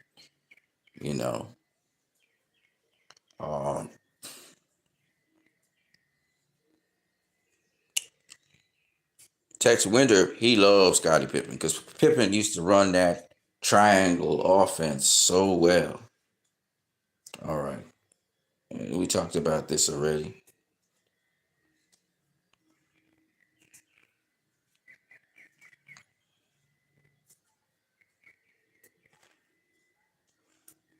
I'm trying to find a long one. There's a long one somewhere in here. Well, for the Chicago Bulls, there is no question who is this guy. It's a little early to be casting MVP ballots now, but Scottie Pippen is raising some eyebrows. Yeah, he defines the position at this in this field, the number three spot. The 3 spot, yeah. He's the guy that he's leading them in points and rebounds, assists, steals, blocks, and minutes, and he can do everything. He has a defensive demeanor, and he can do it all offensively. Everybody talk about MJ first, but Pip had a more all-around game. Defense, offense, rebounds, defensive boards. Pip made the game easier for us to play. Ron Harper. He could guard forwards, small or big. He was quick and long enough to disrupt guards. He made Michael a better defensive player because Michael gambled, and it was often that Scottie moved up to cover for Michael. And he would cover so much ground. He had such good instincts. It wouldn't be a Doberman defense without him. He was so aggressive. Johnny Back, Bulls defensive coordinator. Scottie made everyone better because he was unselfish. He had moved the ball to the right spot. He had such a great basketball mind and really understood what was happening on the floor. He was always willing to help out his teammates and make them better. Bill Wimmer. When you lose Horace Grant, Bill Cartwright, and Scott Williams, that's a lot of interior defense and rebounding to make up for it. But now Scottie Pippen is continuing to put up all-star numbers as he virtually leads the Bulls in every category. Scottie was the anchor man. He was the jack of all trades, did everything for us. He rebounded the ball, make plays. He had assists to see those guys make sure they felt they belonged. Defensively, he guarded on the perimeter and the interior. He did everything imaginable, which would make everyone else's job sort of easy. He's the best athlete all-around ever to play in the NBA. Tell me somebody who can do what he did for 48 minutes on the basketball court. He was the best all-around. He could play 3 positions, 4 positions, rebound, assist, steals. Charles Oakley. Fairly seldom, Chuck, that you can point to a specific point in the game and say that's where it changed. But you can this one. Yeah, we're going to do it for you. Scottie Pippen, they put him on Barkley. Barkley was really having his own way in any direction he wanted. They put Pippen on him. He fronted him. And normally when you front someone, you can't rise like this. Fight a guy like Barkley with his strength. Watch this play. That tells you what Pippen is all about. Gets the break started. And from that moment on, they took control of the game. He's the best defender I've seen. I put him in a class with Bobby Jones, Sidney Moncrief, certainly Jordan, but they're different. Jordan at his position may have been as good as there was, but Scottie could guard more positions than Michael. Scottie could handle more sizes. It's like Scottie Pippen. When you play the Bulls, you're praying that I hope he guards the other guy tonight because Pippen was one of those guys that could guard the 1, 2, or 3. You hope and hopefully he guards the other guy. I mean, how rare is it that you want Michael to guard you? That's Doc Rivers. Davis, who's picked up on a switch. Final seconds, they can't find the shot. Davis this time. blocked by Pippen, and time runs out on the net. Pippen again, stops Smith. He's really fired up about defense, by the way.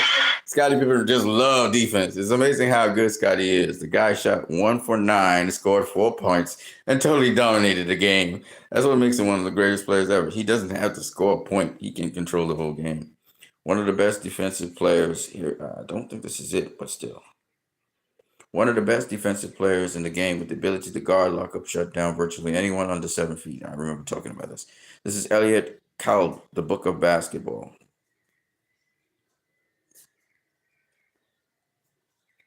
He gave his teams incredible versatility, I think. Let me see here. Is it rolling on or not? Did I get it? I got a little problem. But then if I get the rest of the guys laughing at him, he'll always bring the winner thing up. How many rings you got? He always throws that up at me. I mean, This is funny because listen to the last thing Charles Barkley says. And he throws this at Michael. Watch this. I was the one lucky enough to play with Scottie Pippen. Are you like his? I'm not the one who was lucky to ask Scottie Pippen. That's what he said. And they all laughed. Let me have Scottie see how I do then. Clyde Drexler to Michael Jordan. They knew Pippen was the problem. He's one of the best. He and Michael Cooper gave me the most problems. Larry Bird. See, people try to pull rank on Pippen by saying, Jordan was the franchise player. He was the number 1 pick. Who could give a fuck if he was the number 1 pick or number 2 pick? It's about what Scottie Pippen could do and what he did and how vital he was to teams. You see? And that's the thing I think a lot of people just don't grasp about Scottie Pippen and his game. They don't grasp that Scottie Pippen was he was unreplaceable. There's certain things that Pippen does for that team that Michael doesn't do. Definitely defensively. I think offensively, he's conscious of getting other guys involved. Not to take anything away from Michael, but I think Scottie's just more cognizant of the total package. That makes them complement each other real well. This is the great Dr. J. Julius Erving observing what Scottie Pippen used to do. Just saying.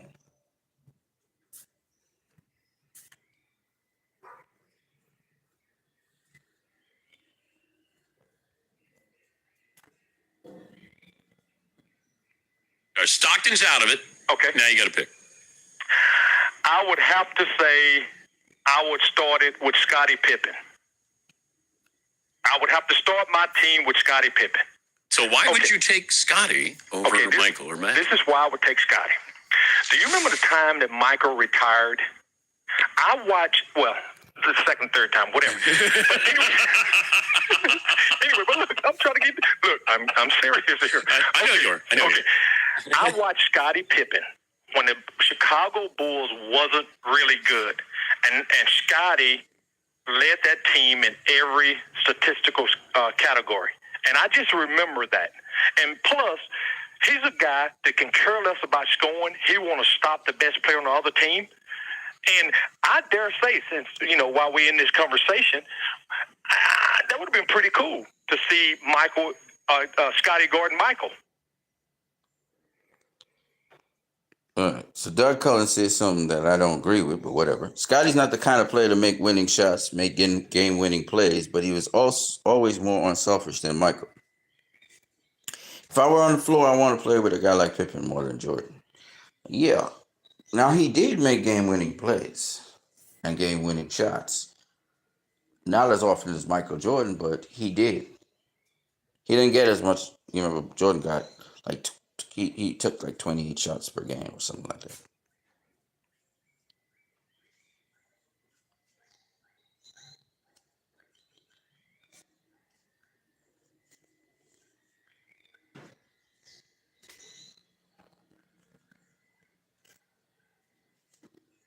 And I think he'll be fine with that. Who's your small forward? Small forward. Oh, good question.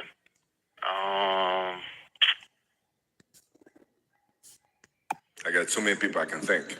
Oh, shit. All right, forget about it. I wanted to get the long thing. I got another one for you, Scottie Pippen. Now, this is taking a long time, but I got to go into it. So here we go.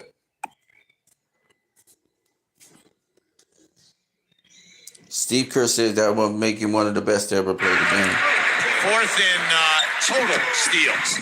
Pippen kicks it to Wennington from 18. Scottie made everyone better because he was unselfish. He'd move the ball to the right spot, and he had such a beautiful, great basketball mind, really understood what was happening on the floor. He was always willing to help out his teammates to make them better. Bill Wennington. I'm hoping that I got him. I hope I have it. Standing in the box. Nope. He heard the shot. Threw it up quickly. Pippen. Transition defense. Match up. Find a man.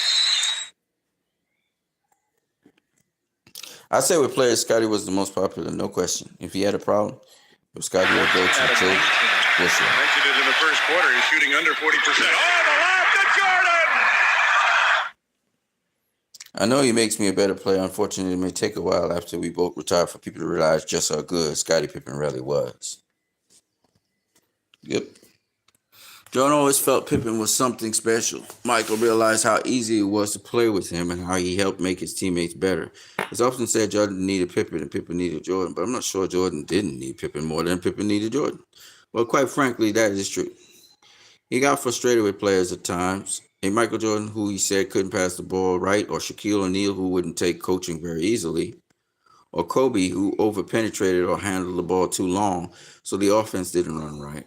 So every star that I have ever had on a team, except for Scottie Pippen, basically had trouble with parts of their game. Phil Jackson on Tex Winter.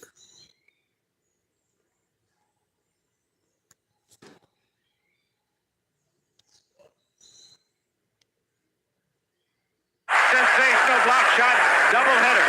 Treat to Harvey underneath. Oh, Scottie Pippen. Oh, standing ovation. Sensational NBA play. Now do you know why he's the best forward in the league? Listen to this crowd. The other thing that I remember probably most about Scottie was a sequence which he had to direct the defense. Scottie was a voice on defense. He had, as you can tell, a tremendous voice. He has a deep resonating voice that could be heard on the court. He also had the ability to talk to his teammates and send them and direct them. I can remember him calling and directing the team during those situations. Those are the things that made Scottie not only a great player, but also a great team leader that was so important to a basketball club. Well, you know, Scottie was like the utility defender. Wherever we needed between 1 and 3 to defend against, we used Scottie. Phil Jackson.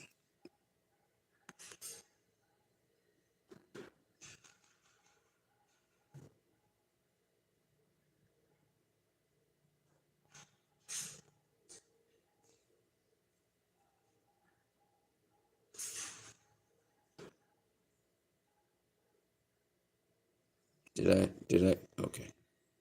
There are certain things that Pippen does for that team that Michael doesn't do, definitely defensively. I think offensively, he's always conscious of getting the other guys involved. Not to take anything away from Michael, but I think Scottie's just more cognizant of the total package.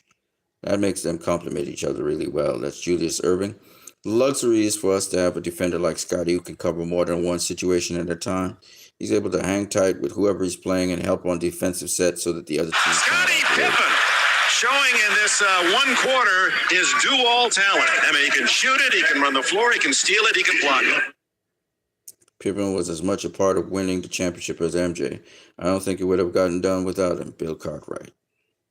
Scottie was brilliant for us throughout the first championship final. It was outstanding the way he defended Magic Johnson, but he's always such a good teammate. As the second guy behind Michael, he played the role to perfection. Had he not accepted that role, we didn't have all of the great confidence and arrogance in that first series that we did later on. We lost the opening game to the Lakers, and then we had to go out there, tied 1-1, having lost the home court advantage. It was our first time being in the finals, and the whole experience was unique and different.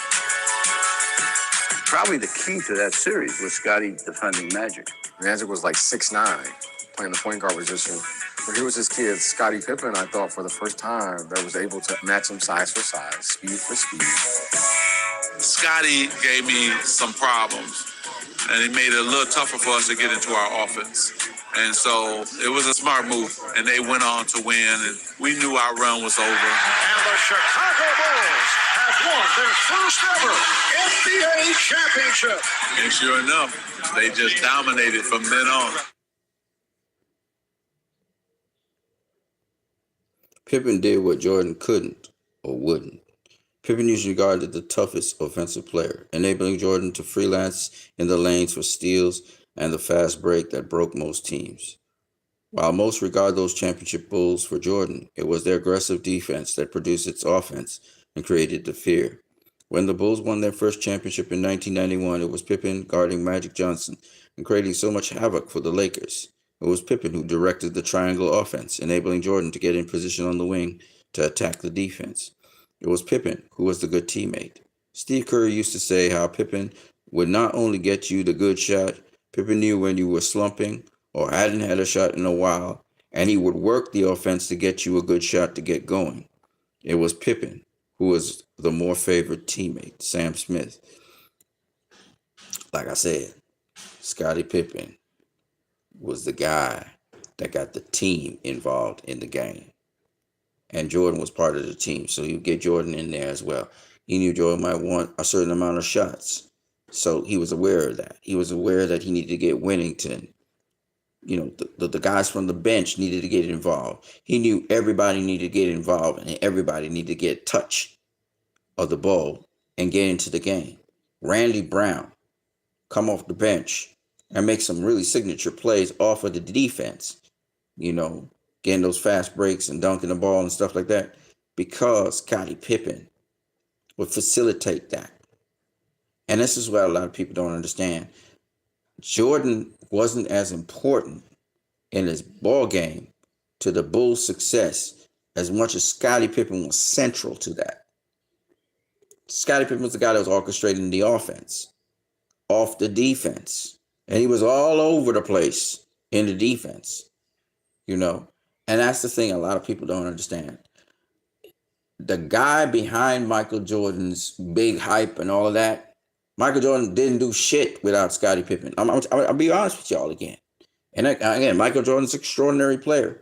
But the most Michael Jordan ever did in his career, I'm going to emphasize this over and over again so you guys get this in your thick skulls. Because y'all keep on talking about he's the franchise player.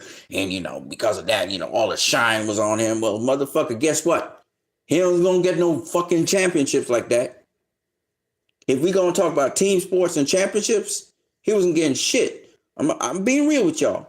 The only thing Michael Jordan was able to do without Scottie Pippen was get the Bulls to the playoffs. Bulls never been to the playoffs. Michael Jordan got them to the playoffs. But guess what? They got to the playoffs and they got swept. So if you didn't have Scottie Pippen there, it would have taken them a good long while to get to the finals, the conference finals, the Eastern Conference finals. And then by that time, the Pistons probably have 6-7 championships. And these motherfuckers, how are they going to beat the Pistons? How are they going to beat the Pistons? I mean, y'all call Michael Jordan the GOAT. He's the first guy to GOAT. I'm going to say this. Michael Jordan was the more popular of the two guys, right?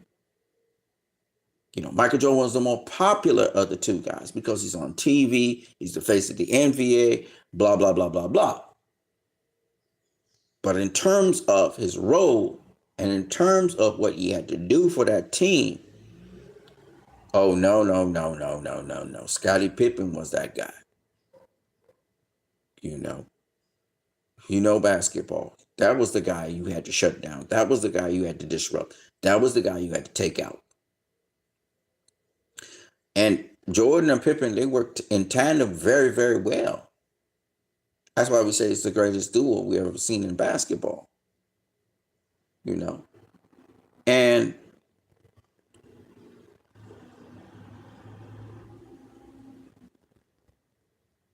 Sam Smith is right about Scottie Pippen. Now, people call Michael Jordan the greatest of all time, even though it's a team sport, right? Michael Jordan doesn't even see himself as the greatest of all time. And if you're saying he's the greatest of all time, then you got to include the entire Chicago Bulls team, because he saw it as a team sport. Scottie Pippen helped him to see that. Now, with regard to Scottie Pippen's contribution to the Bulls, remember, this guy's directing the traffic. This guy's the guy, who's also the bedrock of the defense of the Bulls. Michael Jordan, don't get it twisted, Michael Jordan also was solid on defense. He was a beneficiary of a lot of things that Scottie Pippen did, but the point is he was solid on defense. All right. Great defensive player, great offensive player. All right. But Michael Jordan more was known for his individual accomplishments. When you talk about MVPs and you talk about all defensive player, all defensive team, lead the league in steals. But a lot of those steals were set up by Scottie Pippen. This is what a lot of y'all don't understand that part. Michael Jordan got a whole bunch of assists. Y'all say, oh, he had more assists than Scottie Pippen. Yeah, but who is the one passing the ball most? Michael Jordan might be the one that passed the ball to get the shot up, but it was Scottie Pippen moving the ball around and distributing the ball around. You know what I'm saying? So, you say these things, but you don't understand how Scottie Pippen was the leader of the Bulls. And Michael Jordan was a leader too, but he was playing along with Scottie Pippen. Michael Jordan couldn't do what he's doing if he wasn't fed the ball. Somebody had to feed him the ball. It was Pippen. Okay?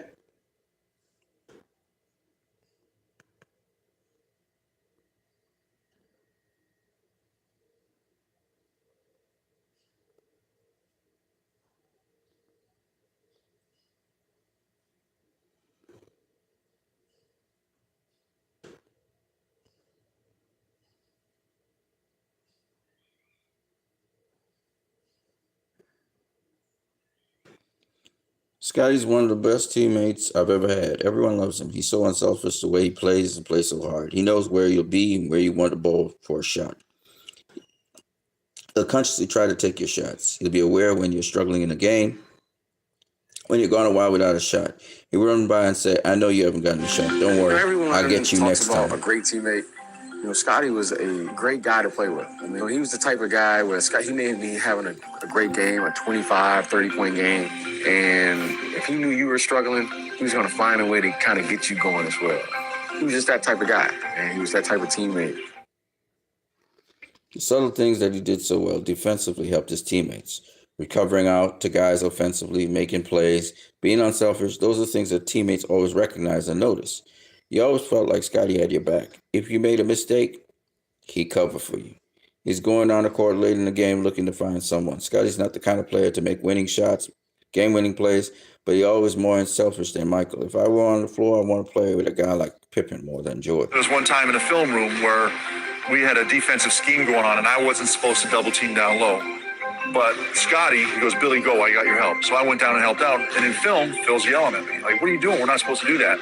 And before I could answer, Scottie's, Phil, I told him to do it. Coach doesn't know that. He doesn't know why. He just thinks you broke the play or did whatever. But Scottie stood up for me. He wouldn't let someone kind of dangle in there in Phil's wrath. It makes the team chemistry a whole lot better. He's the best athlete all around ever to play in the NBA. Tell me somebody who could do what he did for 48 minutes on the basketball court. He was the best all around. Charles Oakley. There's little doubt of his value to the Bulls, whose coach, Phil Jackson, at times has said that Pippen is the team's most valuable player. Where Jordan is the diamond pendant at the base of the gleaming necklace, Pippen is the thread running through the emeralds, pearls, and lesser stones that compose the whole. He's the glue that holds the Bulls' triangle offense together. It's Doberman defense in place. He's the facilitator, a point forward who can bring the ball up the court, penetrate, shoot, rebound, hit open teammates, and guard anyone from point guards to power forwards. But most of all, he can play team ball. Rick Talander, Chicago Sun-Times. They understood this motherfucker was that guy. And not in the way of oh, he's the guy that score and give me the ball, give me the ball. He wasn't that guy. He was the guy that got the team to win championships. That's why Scottie Pippen said, if you want to win championships, you pick me. If you want, you know, if you want, you know, a guy who is great at, you know, being a power forward and distributing the teammates and everything too, you pick LeBron. You know, but I would never pick LeBron over Scottie Pippen if I was forming a team. I'm just gonna tell you right now. And LeBron's a hell of a fucking player. But Scottie Pippen got 6 championships with the Bulls. And what I mean, if you leave Scottie there, now let's think about how long it took Scottie Pippen to get a championship. 87 to 91. It will take you about 4 years to get a championship with a new team with Scottie Pippen, right? So, well, actually, no. It actually took him 2 years. It took 2 years when Jordan wasn't there, and then Jordan came back. But Jordan was still with them. But the point is, I'm saying Scottie Pippen in his prime, Scottie Pippen was the guy that would give you championships. LeBron gave you 4 with different teams. So there's no doubt LeBron can give you championships too. You know what I mean? He can give you championships. But the thing about it is, and we know that for a fact. Like by himself, he's done that. He's been that important piece. Pippen come close to giving you championships, even out of his prime. But, you know, let's keep it moving.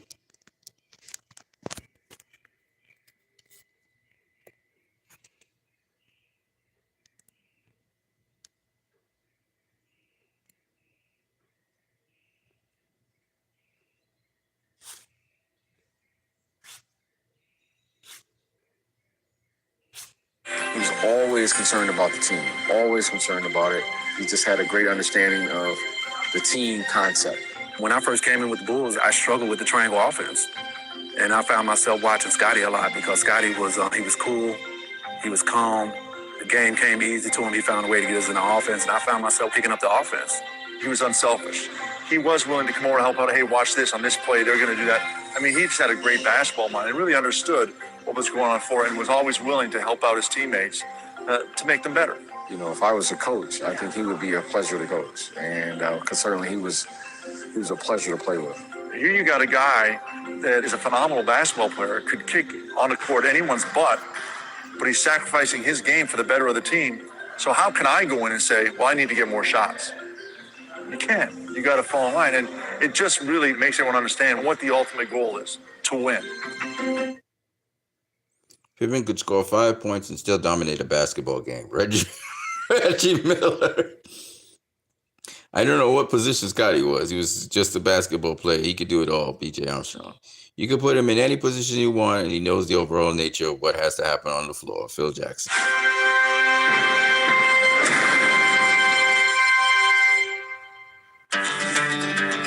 That team was my favorite team. I mean, to this day, I look at that as my favorite team because Michael had retired suddenly just before camp, and Scottie was clearly the leader of that team. He stepped up, and he was the man. He showed that he could be the man. This first time being out of Michael Jordan's shadow, it gave us a chance to see Scottie in a different light.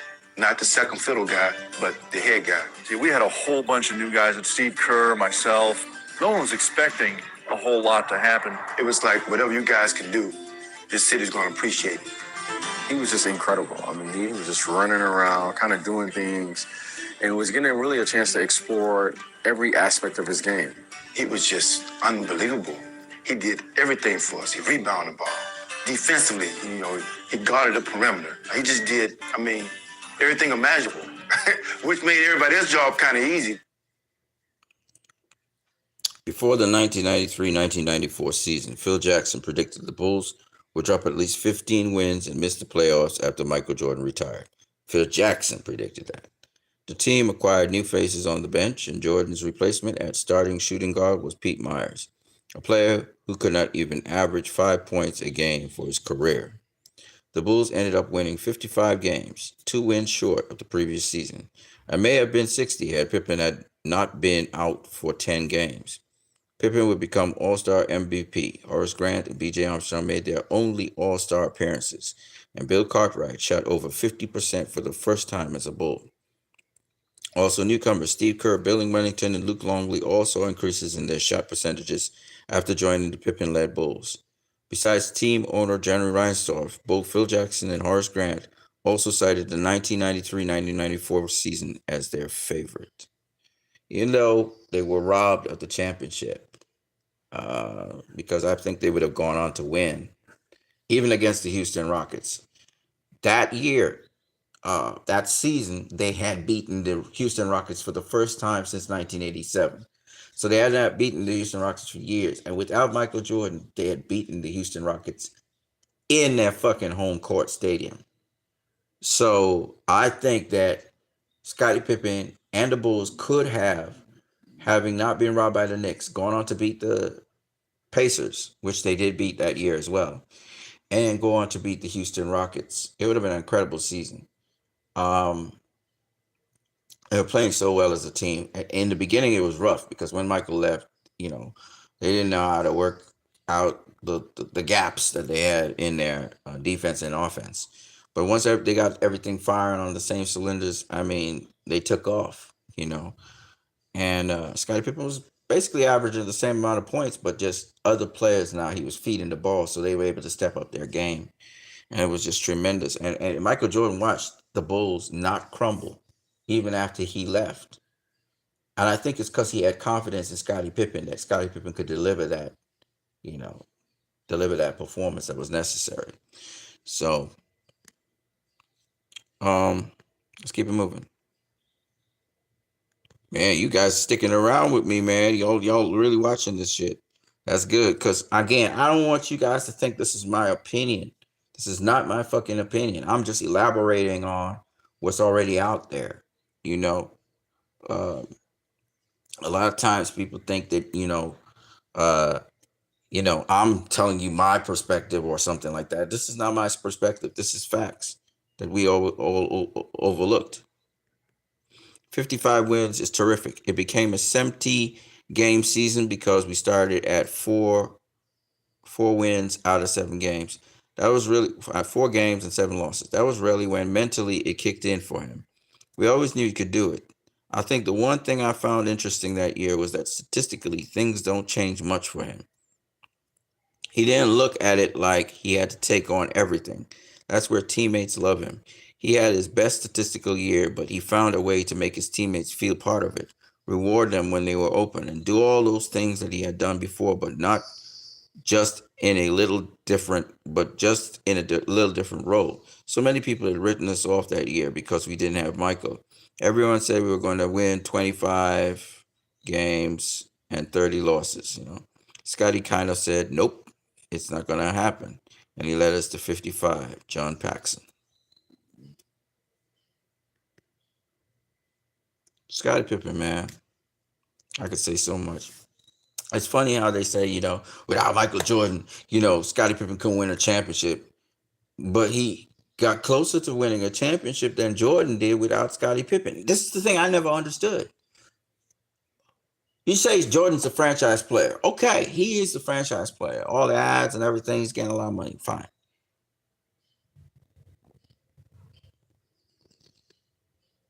Scottie was a team leader. He was the guy that directed our offense. He was the guy that took on a lot of big challenges defensively. The year that Michael retired, Scottie, I think, was the most valuable player in the league. He's probably the player most liked by others. He mingled. He brought out the best in players and communicated the best. Leadership, real leadership, is one of his strengths. Everybody says Michael was a great leader. He led by example, by rebuke, by harsh words. Scottie Pippen's leadership was equally dominant, but a leadership of patting on the back, of support. Yeah, it's just 2 different ways of leading. And both were necessary for the Bulls to win. That's why Scottie and Michael, probably the greatest duo ever. They worked really well together professionally. When it comes to basketball, Those motherfuckers. He was very helpful on the floor, and he wasn't derogatory. I was a new guy, and I was here. I wasn't even supposed to be on the team, but he was willing to help me out on the floor in practice. We were trying to learn the plays or best way to cover a guy. I mean, he really wanted me to succeed and do well because that made him better. You know, he was always about wins and losses. And can he make his team better? And he was an MVP type performer that year.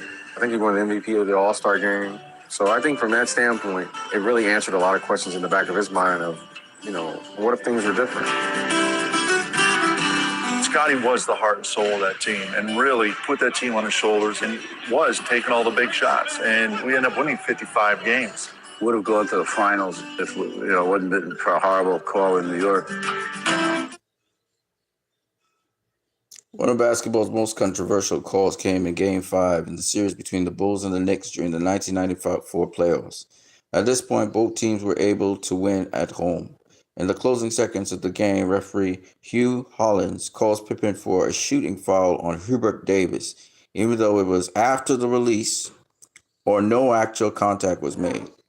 Davis proceeds to make his free throws, eventually putting New York on top for the win. ESPN reports that not only does Kerr remember that play, he remembers a play the next season when he was hit after shooting a three-pointer and didn't draw a foul. He asked the official why there wasn't a call. He said it was after the release. Kerr says, I said, so was Scottie Pippen on Hubert Davis.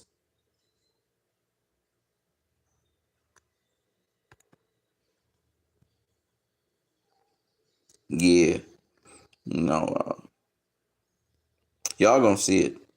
You're gonna see Hubert Davis release the shot and Scottie Pippen covers a lot of ground and they call a foul on Hubert Davis when the ball had already left his hands. You're gonna see it in a second. Let's give it a second. Along with There it Ewing, is. and they rolled Anthony right over to the left-hand corner. And here comes Starks up the middle. Screen and roll with Ewing and Starks. Starks has to kick it back out. Davis for the win. He's fouled on the play. Fouled on the play. Scottie Pippen fouled it with 2.1 left. He cannot believe it. Wow.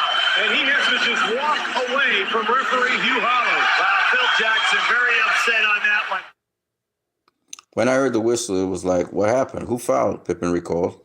Phil Jackson commented, I've seen a lot of things in the NBA, but I've never seen anything happen like what happened at the end of the game. Even referee supervisor Darrell Gatson criticized the call. That's a call you normally don't get. There's no way Scottie Pippen was a top 50 player. What? Michael Jordan made him. Yes. Don't get me started. Too far. You're going too far. I'm not. Pippen is an all-time Hey, let me just ask you a question. What happened after the Bulls broke up and Scottie Pippen still wait, is still in his prime? He wasn't in his prime. Yes, he was. He was not in his prime. Yes, he was. You don't know basketball. You just got caught. It's official. You don't know basketball. He was not in his prime. Skip. Here's the time that Scottie Pippen, the first retirement of Michael Jordan, when Michael Jordan first retired, Scottie Pippen. Oh, when he wouldn't go back into the game? No, wait a minute. When Scottie Pippen was going up against the New York Knicks, and I'm a New York Knicks fan, and had the bogus call by Hugh Hollins called against him, the Chicago Bulls would have won it all that year if the New York Knicks in 1994, after Michael Jordan retired, they got robbed. There was no question that Scottie Pippen was balling that year, and he deserved all the acclaim that he was receiving. But he was beyond his prime after the second retirement. Yes, he was. He was Dirk's age. He was Dirk's age. You made a point earlier that Dirk's got to win now because he's not breaking down. Unlike I didn't say he's breaking down. I said he got a 38-year-old point guard. Unlike Dirk, Scottie Pippen played defense 94 feet. You don't forget. You don't remember that. What is it all about? Points. All-time 50, one of the greatest players ever. You must be. I don't even know what to say to you right now. You said Scottie Pippen is not one of the all-time 50 players. I don't even want to talk to you no more. Let's get this straight. He's a bona fide Hall of Famer, not because of Michael Jordan. Pippen may have been the greatest individual defender in the history of the NBA, Sam Smith. I disagree with people who feel Pippen's Hall of Fame career was only due to the fact that he played opposite Jordan. In my opinion, Pippen would have been a Hall of Fame caliber player for any team in any system under any coach in any era. Scottie's more than just one of the 50 greatest players of all time. He's one of the top 25 greatest because he played alongside Michael Jordan. Many people refuse to give him the respect he has earned. But I don't think there's another player who could have done a better job of complimenting Jordan. So the reason Scottie is in the Hall of Fame is not because he was Michael Jordan's teammate. It's because he's one of the best defensive players of all time, as well as a great scorer, passer, and rebounder. Constantly, Scottie drew the toughest defense assignment. He'd shut his man down. I have the greatest respect for Scottie. Erwin Mandel, Bulls financial chief. That's what I'm saying. See, these are not my words. So when I'm saying these things, some of y'all think this is outlandish. Oh, it's travesty, sacrilege. Michael Jordan's the greatest player of all time. But y'all don't critically think. Run, Jason. Y'all just don't. Nice speed. Run, Jason, run. I got to get Tony. Run, Tony. Run, Jason. In the 1994-95 season, the Bulls would lose Horace Grant, Bill Cartwright, and Scott Williams to free agency, and Luke Longley would be gone for 27 games. John Paxson would also retire. Despite no strong second option and poor interior depth, Pippen led the Bulls in every major statistical category, kept the team at over 500. He is the best player in the league. It's that simple. Chris Webber, March 1994-1995 season. I would have started my team with Scottie Pippen. This is why I would take Scottie. Do you remember the first time Michael Jordan retired? I watched Scottie Pippen when the Chicago Bulls weren't really good, and Scottie led that team in every statistical category, and I just remember that. Plus, he's the guy that could care less about scoring. He wants to stop the best player. That's what I call Malone. Probably not. I could have played with Sean, but I would have been as comfortable as I was with Scottie. Michael Jordan, when asked if he would have returned to the Bulls in 1995 if Pippen was traded for some time. O'Neal only 4 points in the corner, and Pippen with a steal. Underneath, Ron Harper. Brilliant stuff. What a dandy heads-up play at both ends. That's of the basketball, court ladies and for Scottie gentlemen. Pippen. As a freshman at Central Arkansas, he saw only limited action, posting averages of 4.3 points, 3 rebounds, and 0.7 assists. Scottie would improve every year after that, boosting his production to 23.6 points, 10 rebounds, and 4 assists per game as a senior, even enough to become top 10 draft pick. He continued to prove himself in the NBA when the coach Doug Collins made him a starter in the playoffs as a rookie. He would then improve his game every season thereafter. By the time the Bulls win the 6th championship, Scottie had already undergone 6 different surgeries with more to come. Although he would never be the same player again, he continued to be a valuable asset for other teams. After Kevin Willis and Clyde Drexler leave Houston, it was Scottie once again as the team's glue player who would help the Rockets to win a higher percentage than the previous season. He would have fulfilled his facilitating role again for the Portland Trail Blazers, always helping them to stay in playoff team. After Scottie leaves Portland, they never become a playoff team. Pippen makes players better wherever he went, and no one made Pippen. Except Pippen himself.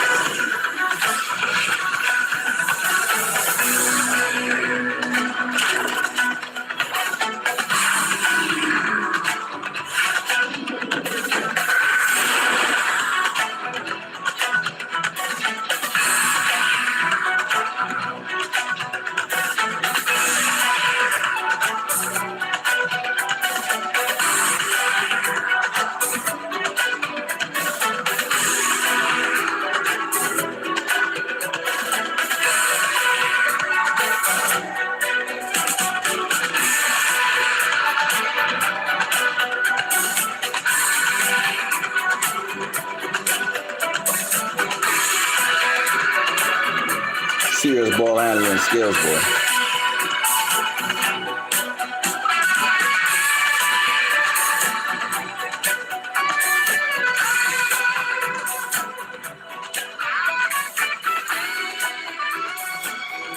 Now you can find this video on YouTube.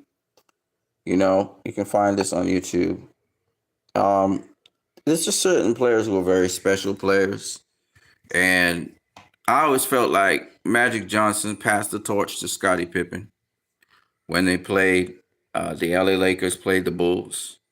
And, a lot of people don't see that storyline because they think in Jordan versus Magic. But I want you guys to go back and watch it again. You're going to see Magic Johnson was the same kind of player as Scottie Pippen, even though Magic Johnson played a point guard. He wasn't a point forward. He was a point guard, a true point guard. Scottie Pippen could slash and cut and go to the basket. So he was like a forward, a small forward.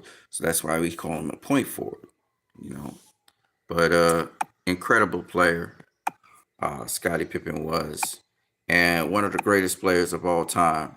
along with Michael Jordan. So if you're going to elevate Michael Jordan like y'all do, and y'all going to inflate him like that, you better do the same for Scottie Pippen.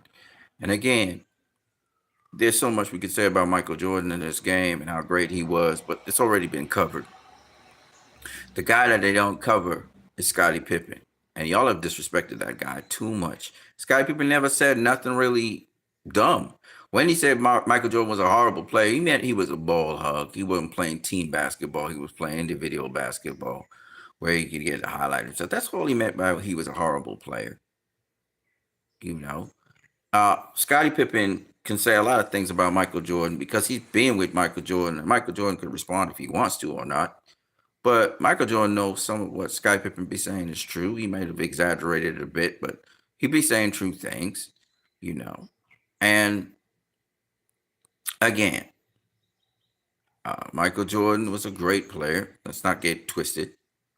But I'm just saying, I can make a case for Scottie Pippen being a more important player on the Bulls team than Michael Jordan, even though Michael Jordan was a very important player on the Bulls team as well.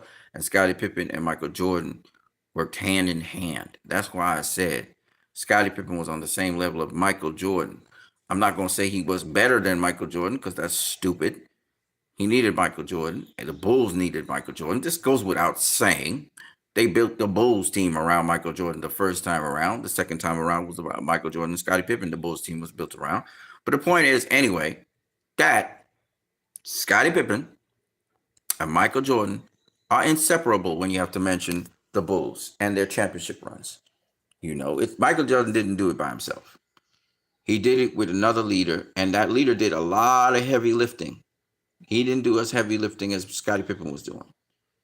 And all I'm saying is he got the glory, he got the fame, he got the money, he got all those other things, right?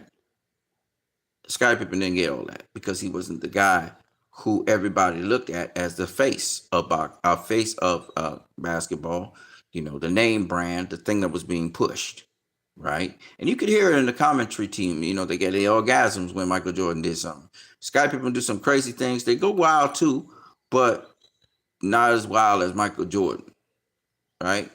And I'm just saying, the down dirty, the ugly stuff, the grimy stuff, all of that, that was Scottie Pippen. Scottie Pippen was doing all that shit. All right? I'm just saying, you know, I'm just saying. So I hope you guys enjoyed this video. If you watch this video all the way to the end, I spent 2 hours. I'll spend more time speaking about Scottie Pippen, a guy 30 years ago who played basketball, than I did about Terrence Crawford versus Canelo Alvarez. But I'm sure I enlightened you guys in both ways. I enlightened you on what Terrence Crawford is not Jermell Charlo, and this fight ain't going the way how Jermell Charlo fought Canelo. And I also was able to show you why I believe that Scottie Pippen's game led the Bulls to victory more than Michael Jordan's game. Jordan was a recipient of Scottie Pippen's setup of the offense and also Scottie Pippen's incredible defense. And I'm not saying that Michael Jordan didn't help Scottie Pippen and didn't work out in hand. But the thing is, Scottie Pippen was like a guy anybody could play with. Anybody could approach. And it made him a great teammate. And you need great teammates to win championships. That's what I got for you guys. I'm going to catch you guys